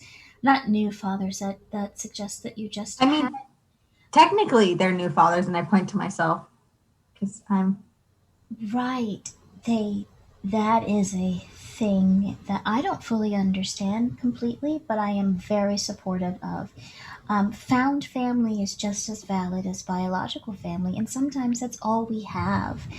don't I know it? And then for some reason I turned to high five Genevieve. I'm not sure why. Genevieve probably has no idea what context I'm using, but everyone else does, so it's fine. Oh, Genevieve will like hold Cassiopeia's hand. I'm okay. I'm really okay. I'm okay. I'm okay. Everything's Miss okay. Miss Framingham. I don't let go of your hands. I may come in to get some new hair clips to go with a couple of my new. I have a meeting with some new investors, and I want to put my best foot forward. Of course, darling, we can get you absolutely set up, and well, we should get you some investors, considering the travesty that happened last time with the you know what, and the big explosion and all of that. So come on in. We'll get you looking absolutely divine, and everyone will just be jumping off of the tracks to invest. All right. So I will see you all tomorrow. Mother Mirage is going to meet at the factory with everyone, give her little speech, welcome the newcomers. We're going to break ground on some new things. The children from the Abbey were supposed to be. Oh, I've got to get back. I've got to write out the letter. I'm supposed to be donating a whole lot of funds so that they can get some new clothing, and then I have to. Nope. Office hours are over. I am not working. I have finished my last job of the day. Absolutely right, darling. The night is young and it's time to party. Or to sleep. Because I've been up, since a while. I'm gonna leave now because Dr. Lindsay is doing something else that involves fake blood, and Darling, you're too young to be this worried. Cheer up, I'm sure it'll all work out, and if it doesn't, well, at least you're not dead. And if you are dead, then you won't really care. Yeah, if I am dead, it's because the creepy things on the walls. Speaking of which, I do want to get those paintings to you as soon as possible, but I may need. Oh, yes, I'd love to explore them. That's what I love about you. You're not afraid of the things that most people would be afraid of. She pauses. Okay, I hear a squirting sound, so I'm going now. The scientists are here now, Mr. and Mr. Valentine. This is so good to see that you've made it. We will show you your flat tomorrow. Cassio. Thea, was it? Yeah, Cassie. Yeah. I mean, however you pronounce it is fine. CDC also works. It's the initials. It's funny because it's like a drug. I have down here Cassiopeia Thecon, with Thecon being in the last name box, and she starts to look through her things. Yeah, no, that's correct. Is that the actual? Is this your? Yeah, that's my legal name. Yeah. Okay. I mean, legal is a strong word. I'm pretty sure I'm not documented technically in any country or part of the world, but that's not really the point. Okay. So when you continue like that, it adds to my stress. Right. Because I see you as valid. And if I've got you written down, you are documented. So Great. All right. Women supporting women. Sure. That's what they told me. Miss Frisia, would you like a hug? Oh God, yes, I would love a hug. It's been a while. I'll set Cal down and let him run off to Samuel and Asmodus, and I'll She just like, For a oh hug. my God, the train was a dragon, and I Hey, own a business. That sounds hard. That sounds hard. You're so young. You have a lot of responsibilities, and that's a lot to put on a person, you know? It is, but my boss was awful. He was so narcissistic, even though he was a genius. They sometimes are like that. You have to start relying on other people sometimes, okay? It's difficult to hire somebody when you tell them that your previous place of business was partially blown up by a dragon. Because dragons don't exist. Yeah, I can see how that would make that harder. I feel Marty's eyes on me as she talks about jobs, and I look at Marty. I shoot Marty a look and I go, Yes. Stop making that face. What kind of job usually are you hiring for, ma'am? I could really use an assistant. Or someone who's at least good at pretending to be an assistant. Like, I have... Pretending, you say. Cassie would be wonderful at this I'm position. really good at... She's beautiful at sitting at the front. She draws attention. Everyone will talk to her, and you can just tend to your business and send all those scary paintings to me, my darling, and your office will be right as rain. As I'm talking to her, I'd like to slip her literally just like a random jewel that I randomly stole from someone. Not Genevieve, something I also stole. I just want to quietly slip it in her pocket. No, wait, she'll think she stole it. Hold on, I gotta think. Oh, no. Okay, never mind. I won't give her anything.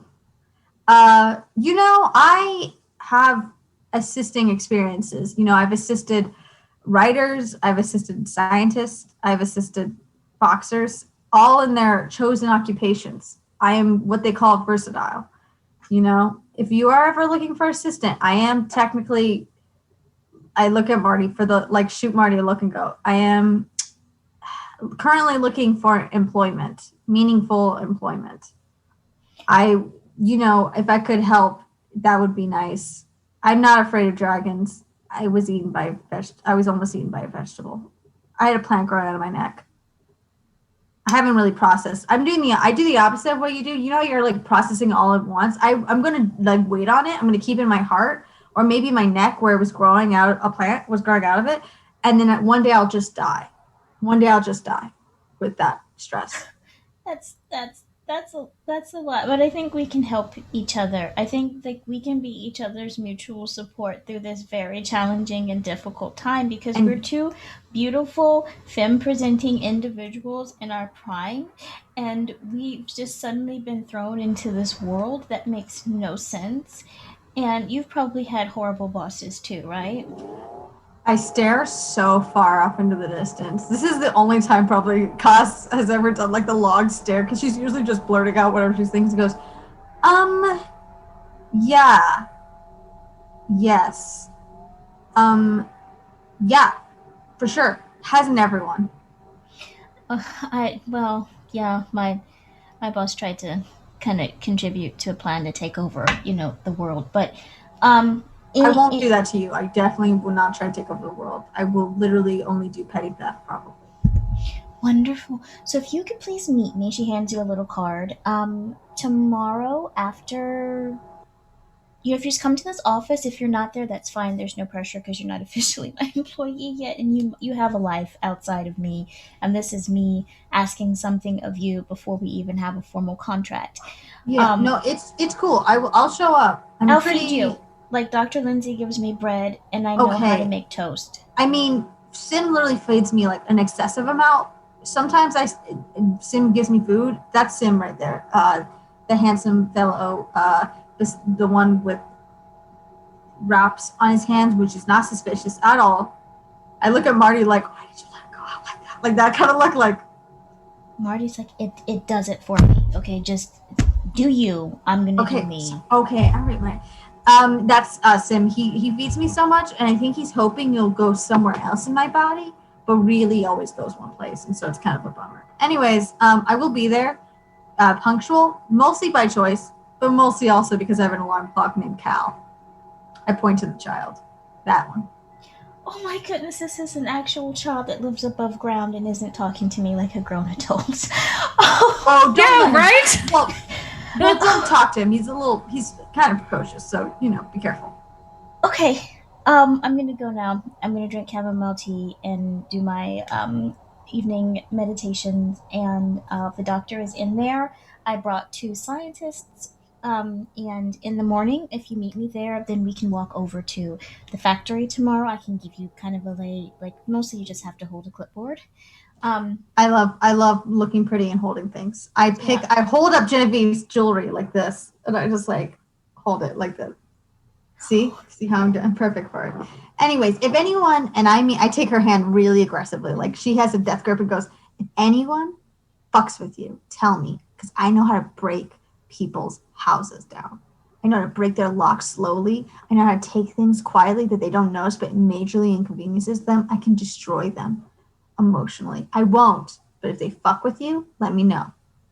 Anyways, I'll see you tomorrow. I wave. That sounds like a friend for life. I high five Genevieve. And Risha just bends down, gives Cal like a piece of candy that she pulls out because she's like practiced. I'm a businesswoman. I've got candy for the children. I've got business cards for this or that. And just takes off, walking very quickly. I lean to the group and I don't to no one in particular, and I go, she seems like someone who's a doormat. I should really not let people take advantage of that. I mean, she's very nice. She's a nice lady. Doormats aren't usually nice. That's what they call them. And then I turn to Samuel. Hi, Samuel. Hey, Modest. What's up, man? Hey, Samuel. How are you? How was the trip? Osmodeus, how's it going? Cal said the plant turned hot, whatever that means. Samuel, it's so good to see you. You look even more handsome right now. Is that a new suit? Is that a new shirt? It's lovely. She's literally wearing the same suit that you last saw him. Literally the exact same one. It's the same one she literally saw. How's it going, y'all? I've been. Hey, Samuel. Oh, it's great. This is our new friend, Genevieve Framingham of the Farnsworth Framinghams, purveyor of Framingham's finest peripheries. Pleased to meet you. Nice to meet you. Yeah, that. This is Osmodeus and Samuel. They're both scientists. Two different things. I stare at them like I want them to finish them. Two different things? Not the same kind of scientist. Osmodeus, somewhat like the demon. Osmodeus kind of sighs, and you feel like there's a story behind it, and he says, "Yeah." Hopefully, could bring something devilish to our new little alley. Welcome. Please make yourselves at home. Osmodeus, if you were a demon, you would tell us though, right? Like you would tell us though. If you're a demon, you're like probably legally obligated to tell us. I'm sure if I were a demon, Desdemona would have done something about it already. I snap. Good point. You're right. Desdemona, by the way, was our friend. She's somewhere, probably hunting a bear. I don't know. Hunting something bear related, were related. It's not a big deal. We'll see her at some point. You'll know her. I won't even try to describe her. You'll know her when you see her. You'll know her. I'm sure I will. You see Marty just kind of pushes Osmodeus. Samuel, good to see you. Has scooped Cal up, even though Cal is doing that thing where I'm a child, so I'm being stubborn and I don't want to go to sleep, but I am exhausted. So he's kind of nodding as he's like, I've got an experiment going, but I don't have enough samples, and I need some more. And Marty has just kind of tossed him over the shoulder and leans into Dr. Lindsay, pushes the door open to Dr. Lindsay's. Doctor, chamomile flowers. Need a bag. You're on mute. No lie. Give me a second. Accent? I run to. Hello? Is there a person with an accent in there? No, but there seems to be someone with an accent at my door. Yeah. Genevieve, I think he's talking to you. No, this is a different person. Hi. Dr. Hello. Lindsay, there's a beautiful young woman out here. I strutted. That's me. I'm the beautiful woman. Hello. And scientists. Oh, I'm hi. I'm not the Well, sign. That's not a combination you see every day. Just a second, I'm getting some chamomile. She struts in. I think she's looking like indicating the scientist to come in so she doesn't get confused as a scientist. Well, I don't want him to think I'm smart. Come on. So when you enter the shop, what you see is like a group of generally like rougher looking workmen all gathered around one workman who appears to be bleeding. And Emo, who is in the process of like speed wrapping the wound.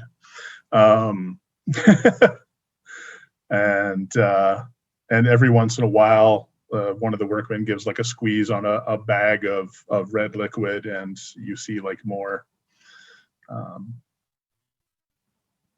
red liquid sort of show through the bandage. There's a distinct smell of raspberry cordial in the air. It's not it's not anything awful. And Dr. Lindsay comes back with a packet of oil and is like, Marty, right? Sorry, my ear was getting attacked by an earphone. Where it goes. Yes, thank you so much. It's that recommendation of kind of like steeping it in the milk has been, and then Cal goes, steeping what in my milk? Good things to help you grow stronger and bigger and healthier. Um, Doctor, good to see you. I'm gonna take my, son and go back to the boarding house and let you deal with speed wrapping. Cool. I'm not going to volunteer because I promised that I would take some time to de stress, get settled, Oh. and so on. But Yeah, that's fair. my husband, I'm not going to say that he's going to get himself in a situation wherein he will need medical care because I fully believe in him and am supportive. But if he is, for his sake and probably the sake of our marriage, you are not obligated to tell me at all the severity of what his wounds may or may not be. I'm fine with just knowing that you will do your best to make sure he is not permanently injured. I mean, I'm pretty good. Yes, you are. Very, very good. Well, I will take that under advisement. I don't generally discuss a patient's medical needs with anyone else, so but That's thank you. neat. Thank you for letting me know. Is that a normal doctor thing, or? No, just the previous guy wasn't actually a doctor. He just took money to put bandages on people. He wasn't actually a doctor? No. Oh. Yeah, right. That's why he told everyone's business over, a strong enough drink. and why we had that fight. No, we didn't. Not a fight, Cal. I don't fight people at all. I have never in my life been in an altercation wherein the other person did not walk away. All right, we're going to bed. And I don't con people. I just, don't tell the full truth all the time with everyone I meet ever. Yes, Cal, your father is a gentle little lamb, and he is going to take you back home to go to bed now. Love you both. I'll give them both a little kiss on the forehead. I misunderstand and I also kiss them both on the forehead. Oh, thank you. And Cal gives you a sleepy, each one of you a sleepy, like half hug and says, "Don't let the sun see my samples. I'll show him in the morning. I have to get some more. By the way, if you leave the food out again, don't worry, because I need it for my samples." And Okay. Marty says, I'm not dealing with this tonight. We're new. It's a new family home. This is a new start. I'm gonna catch up a little bit. I'll Yep, be. I'm going. And just takes Cal, and Cal is like, and by the way, I believe that it's just Genevieve Framingham has a princess. What? She's got a princess that lives in her shop. Oh, okay. What else? And I think she's got an alien. What? What? Pass on Solomon. Like, this is the best. Genevieve is just gonna crouch down by Cal and say, "No, you are welcome back anytime. It was such a pleasure to meet you and both of your daddies. And Dr. Lindsay and I at some point would really like to talk to you about that seed that you had, the one that got warm." He pauses for a moment, looks at Martin, then looks at Genevieve, and then looks at Martin, then looks at Genevieve, and just says, "I tell you," and Marty goes, "And with that note, we're not going to talk to strangers about your dreams. We're not going to do that, Miss Framingham. He's a child, huge imagination." He said, "I was not imagining. The stars moved, and I saw it." And Yeah, Marty, you did. I endorse him in the back, and I go, "He's a genius," to Genevieve. Marty just That takes is him. true. He is a genius. Yep, he is a genius, a sleepy genius. Miss Framingham, I thank you for being such a wonderful, understanding person, and Anytime. It was a pleasure meeting you both. Dr. Lindsay, that little chap has written a book, and I said that we were going to have a signing party when it's released at the shop, and I told them about your fabulous pedophores that you make in the dish sanitizer. Oh, aye, the autoclave. Well, I mean, only make parts of the pedophores in the autoclave. Just some of the key ingredients. I don't know why everyone kicks up a fuss. It's perfectly clean. I lean forward so close to Dr. Lindsay, and I go, "You talk like someone." I know. "Asma, Samuel, I found you a friend. I found you another nerd friend. It's really cute. You can make a little nerd club for your nerd convention you had." Unless you're not going to that. You were already came from that? You were at that? I don't remember what you were doing. "Hi, I found you another friend. Dr. Lindsay. This is Asmodeus. This is Samuel. Asmodeus, Samuel, Dr. Lindsay. I just met him. He talks like you do too. You know, when you say things and you go, it's not a big deal, and you say it really flippantly, but it's really smart people stuff. And we all go, what the fuck are they saying? That thing?" He's delightful. Have you all eaten? No, I'm actually. famished. Oh, have a seat. All right, everyone, class dismissed. Clean up. I was about to say, at this point, Emma walks over with like an empty bag. "Doctor, I think we're out of the raspberry cordial, I think it is." No, well spotted. Yes. It's okay. We'll get more tomorrow. Is this your new assistant? Hello, welcome. Oh, yes, this is Emo. Is Emma also a doctor nerd? No, Emma's a boxer. She's going to be staying with me for a few days until we find her more permanent accommodations. Please hold. "Sam, I found you a boxer friend." I'm right next to you. You don't need to I know. yell. I turn and yell. All three of us Oh, are hey. standing behind her. Yeah, she keeps yelling at people who are literally an inch away from her. I'm, Wait, why does it? Oh, wait, Genevieve's my new friend. Okay, never mind. I'm okay. I was really worried that everyone else was making friends, but I wasn't making friends. Okay, we're good.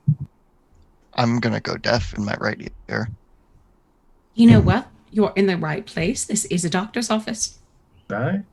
That's so smart. Hi, Emo. I'm Sim. Nice to meet you.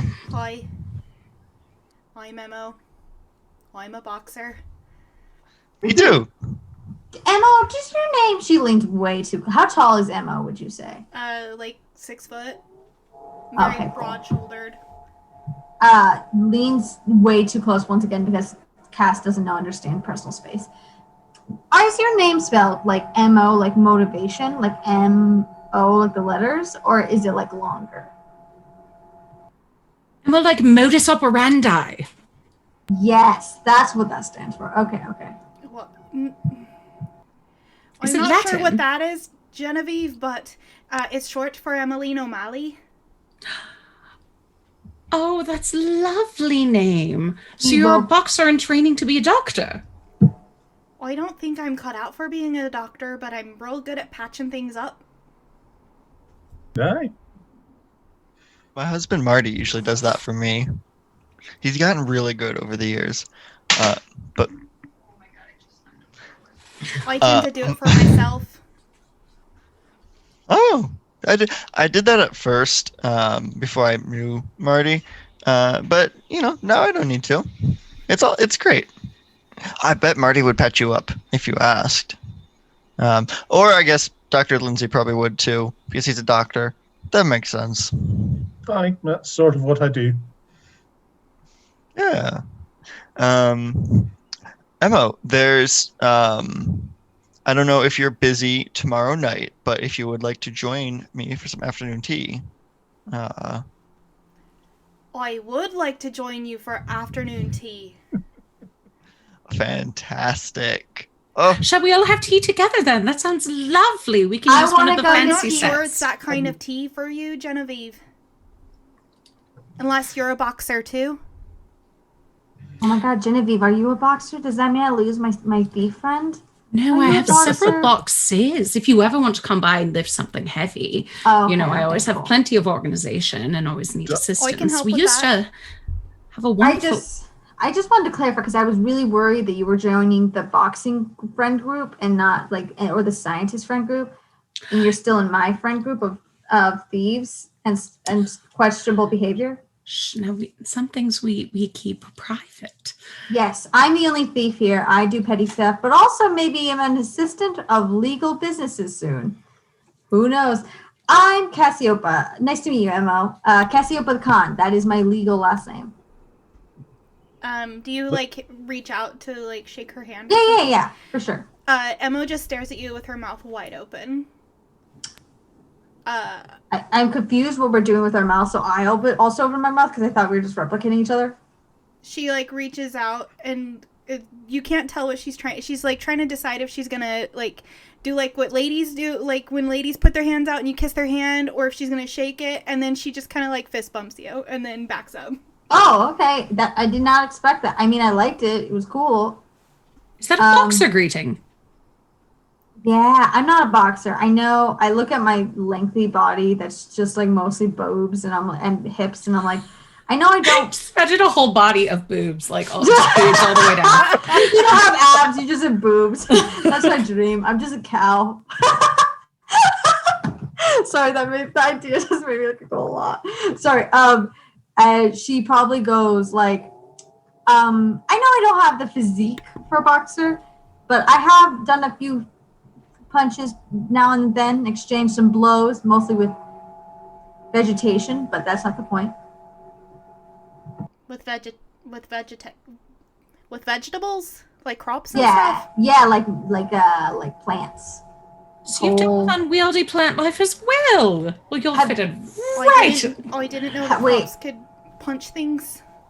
Yeah, they attack. Also, they attach to necks sometimes and just grow against you and try to kill you slowly. We had a carpenter in Alstromeriea Alley, a darling friend, who was actually picked up by a flower and thrown across the room. In fact, it happened so many times he seemed to enjoy it. Emma is now very scared about what she has gotten herself into by joining this random group of people. To be fair, it wasn't a friend of ours, but we had a lot of situations in which we had to get into 1v1 fights. It's 1v, I don't even know how many plants. One time I had a shrub turn into me, just turn into my body. And it was as hot as you thought it would be, Like it crawled inside of you? No, it showed my imagery. It made a simulacrum of you. Yeah, exactly. Have you ever seen something like that, Mr. Lindsay? It's Dr. Lindsay, and Nothing exactly like that, no. All right, that's cool, Lindsay. She just keeps dropping the formalities. You both said that you are familiar with plant life fighting. Does that have anything to do with the traumatized woman that I might have an interview with? Oh, aye. She's rather upset because we blew up her train station, but it was only to destroy the orchid dragon. I'm really suddenly glad that we aren't currently in the tiny town we were in before / city, because man, I think we made some enemies with a bee lady too. I look at Sim and Samuel and just want to look at them. Absolutely no bee lady here. We have a very charming, You seem to be kind of indifferent to us, actually. a very charming butterfly true. person of indeterminate gender.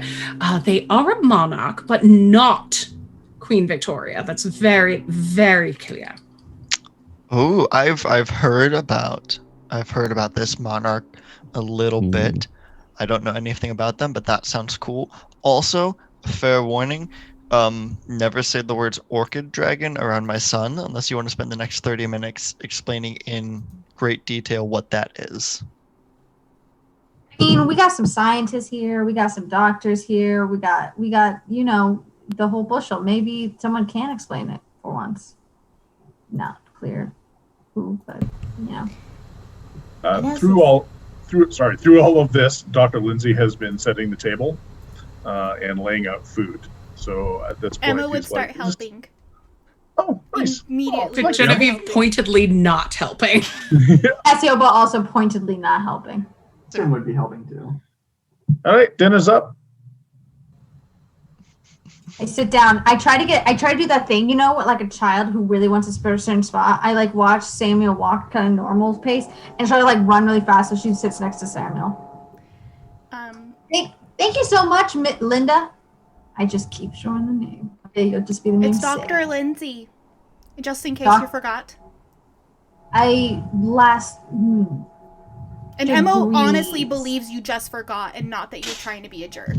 I don't know. Okay, Cassiopeia's mixed because I don't think she gives a shit about actual doctorates, or she doesn't respect education at all. So half is because education. At first, she just didn't really care about education, so the title didn't mean shit to her because he's not her doctor. And then the second when he corrected her, now she's being a jerk. She's moving fast I'm being oblivious to I'm being a jerk.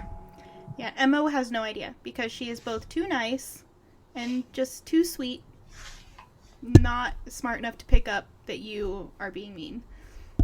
Sim and the scientist, you know me. Do you think you can tell that Cassiopeia's being mean? Yes.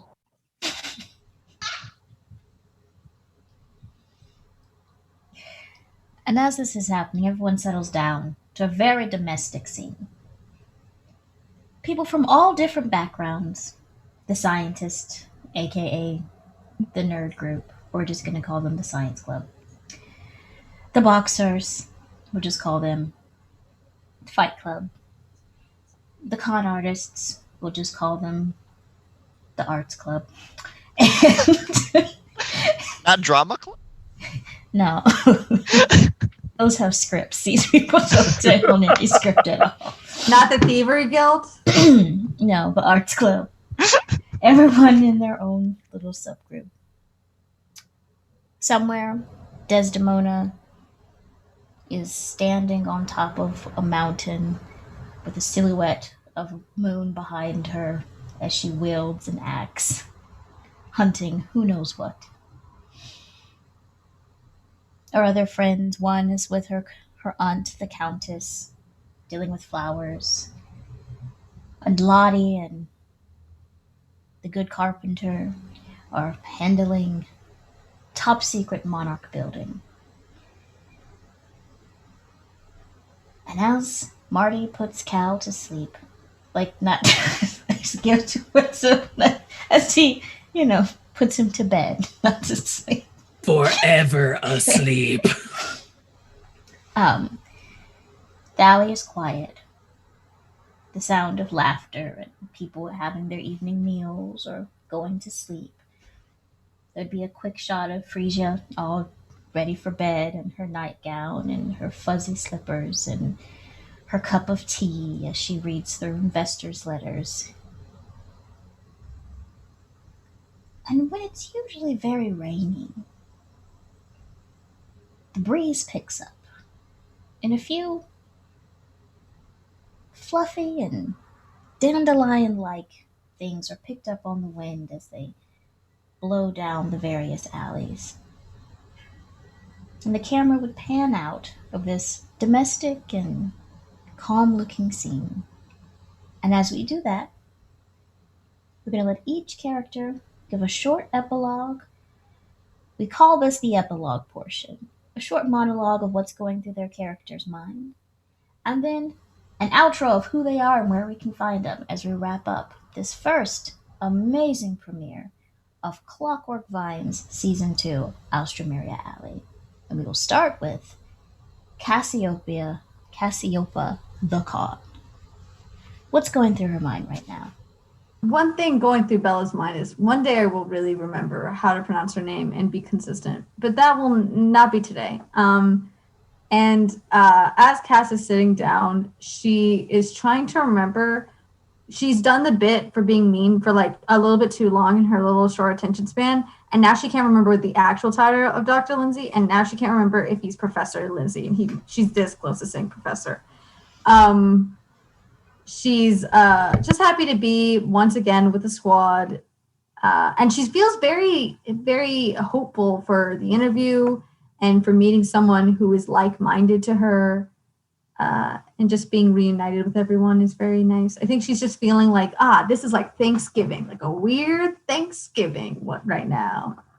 And can definitely tell like all the little clubs and intersections of clubs happening. And it's very odd for her because she didn't go to school. She didn't have a family. So she's just like, this feels like a lot of different big moments put together all at once right now in this moment.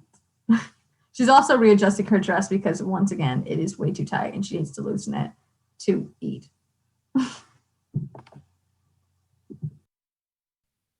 And who are you and where can we find you? Right, yes, that's a thing we do. Hi, I'm Bella, aka Boondoggles on the Instagram, not the Instagram, well, also on Instagram, where you can find me also being hot. Twitter and TikTok. I don't really use TikTok anymore because TikTok kind of sucks. But yeah, you can find me, you can follow me. I do things. I have to remember all the things that I do. Okay, so every other Saturday, Emerald City Gamers Guild, I think is the name phrasing of it, is City of Mists, where we will be playing City of Mists, and it's going to be very fun. We are a theater who is just trying to keep ourselves, above water, do well, have a good show, but also we're all mythological front runners. I don't know the names of things. I don't know my schedule. I'm the worst. I'm sorry. I think that is it. I have a podcast with Harpersona Games.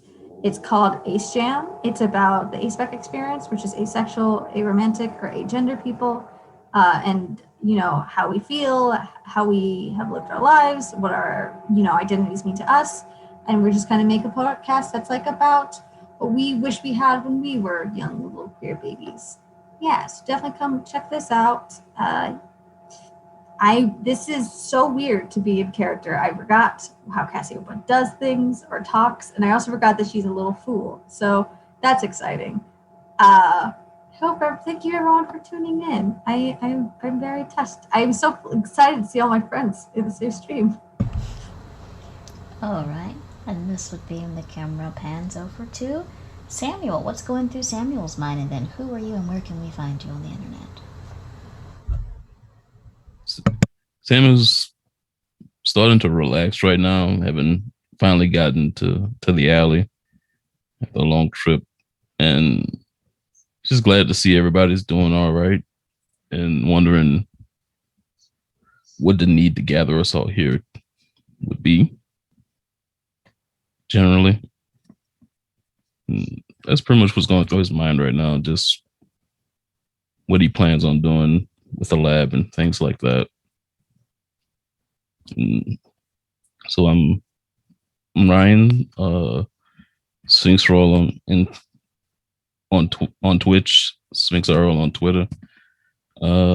Besides here, I'm also in Emerald City of Mist game. Not do much else other than lurking in people's streams. So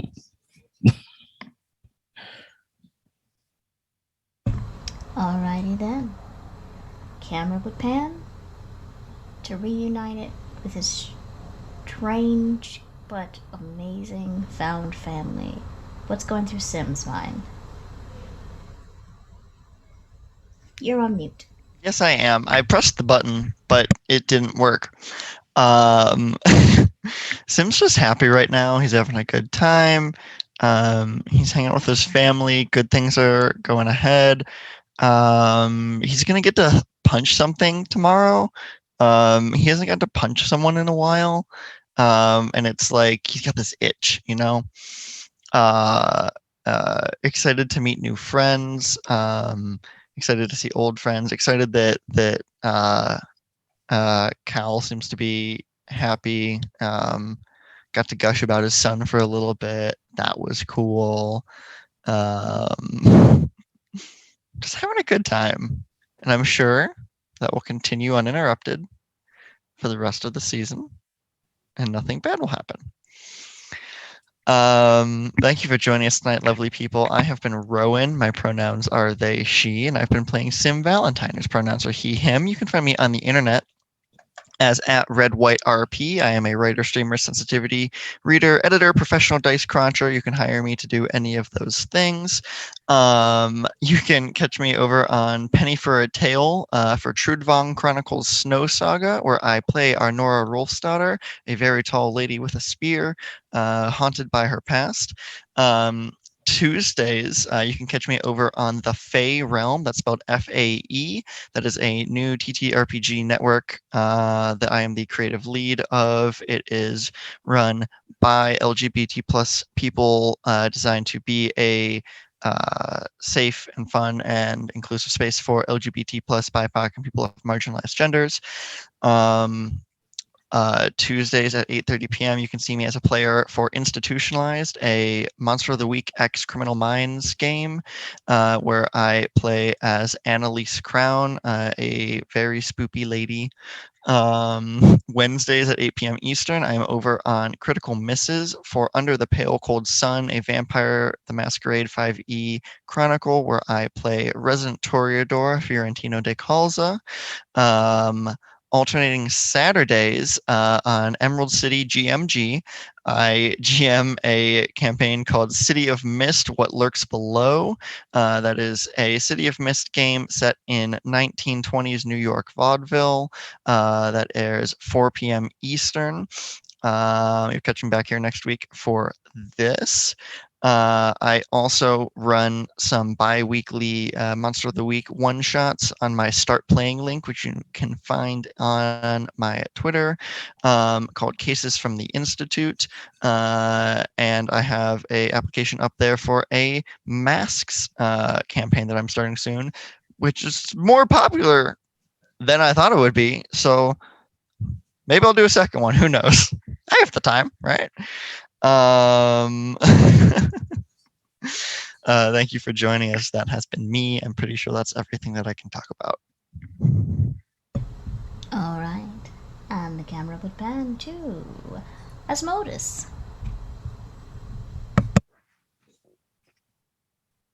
Asmodus is actually feeling a little overwhelmed being around a few more people than he's familiar with, these new folks. So he's kind of off by himself, but he wanders over to a window. And as the sky's starting to get dark, he's looking up at the stars because he's been very fixated with the stars and constellations and trying to make sure that he's keeping track of any have come or any have gone, given the events that have happened before. So yeah, so my name is Paul. You can find me on Twitter at Paul_Fighter. Right now, this is the only thing I'm involved in other than just trying to support friends. All right. And the camera would pan to Miss Genevieve Framingham. Genevieve is absolutely delighted to be here with new friends and with old friends and with attractive friends. And she is very nervous about that seed getting hot. She is a little is putting it very mildly, very anxious about metallic seeds telling people things, and it calls to mind a poem, as things typically do for her. And as she raises her glass, she looks at her friends and thinks, "We fling up flowers and laugh. We laugh across the wine.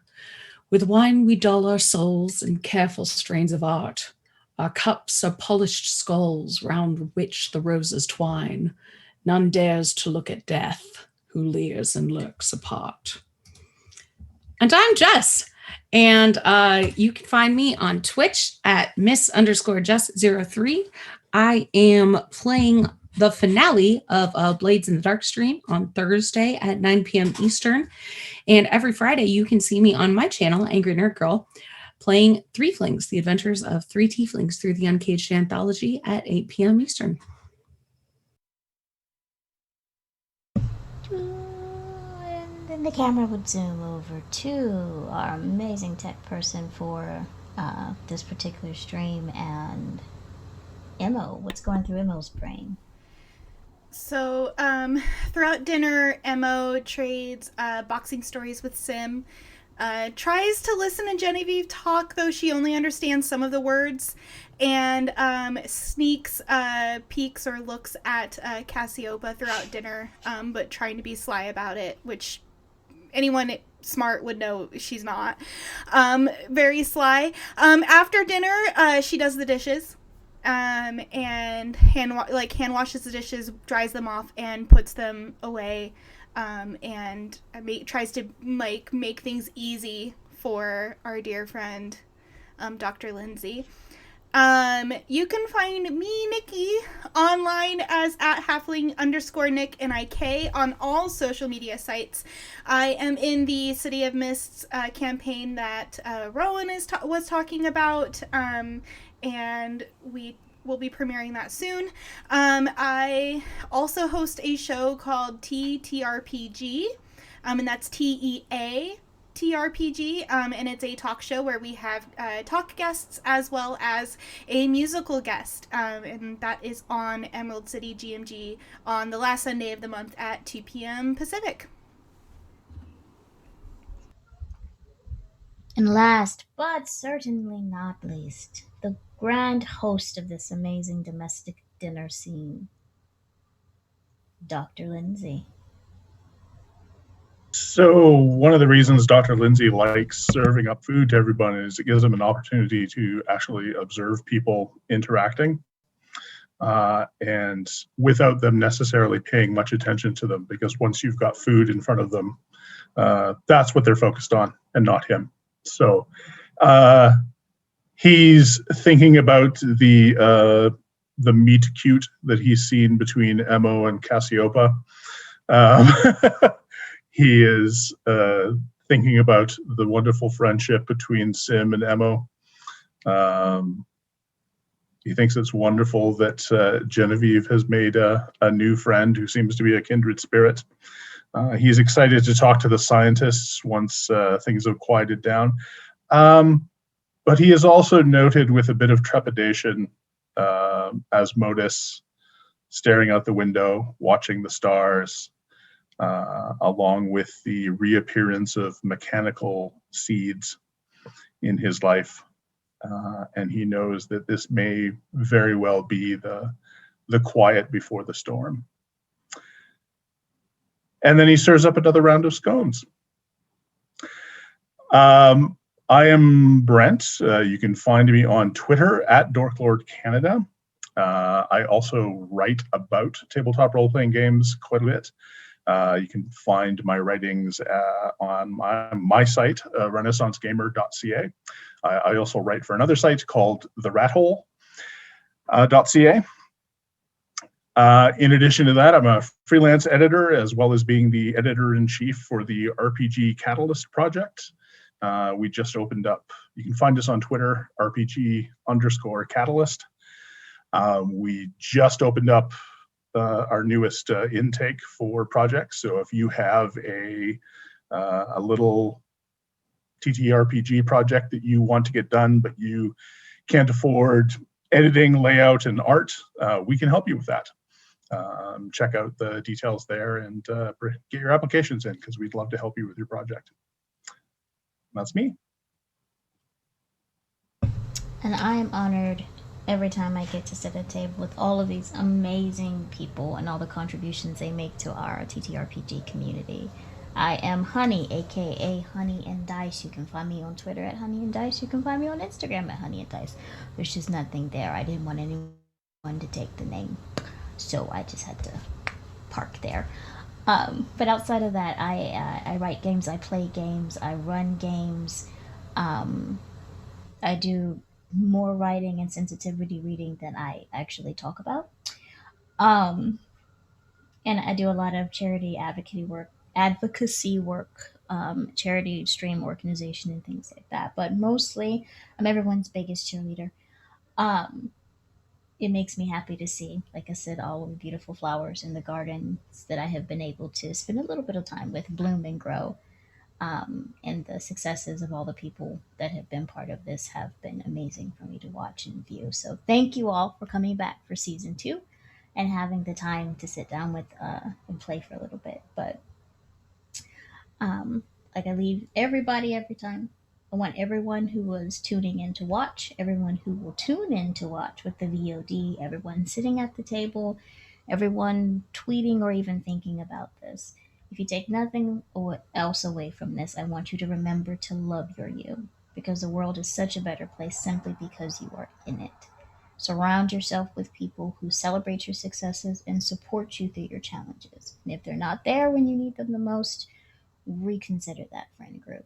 Um, if no one else tells you this today, whenever this today is for you, I love you.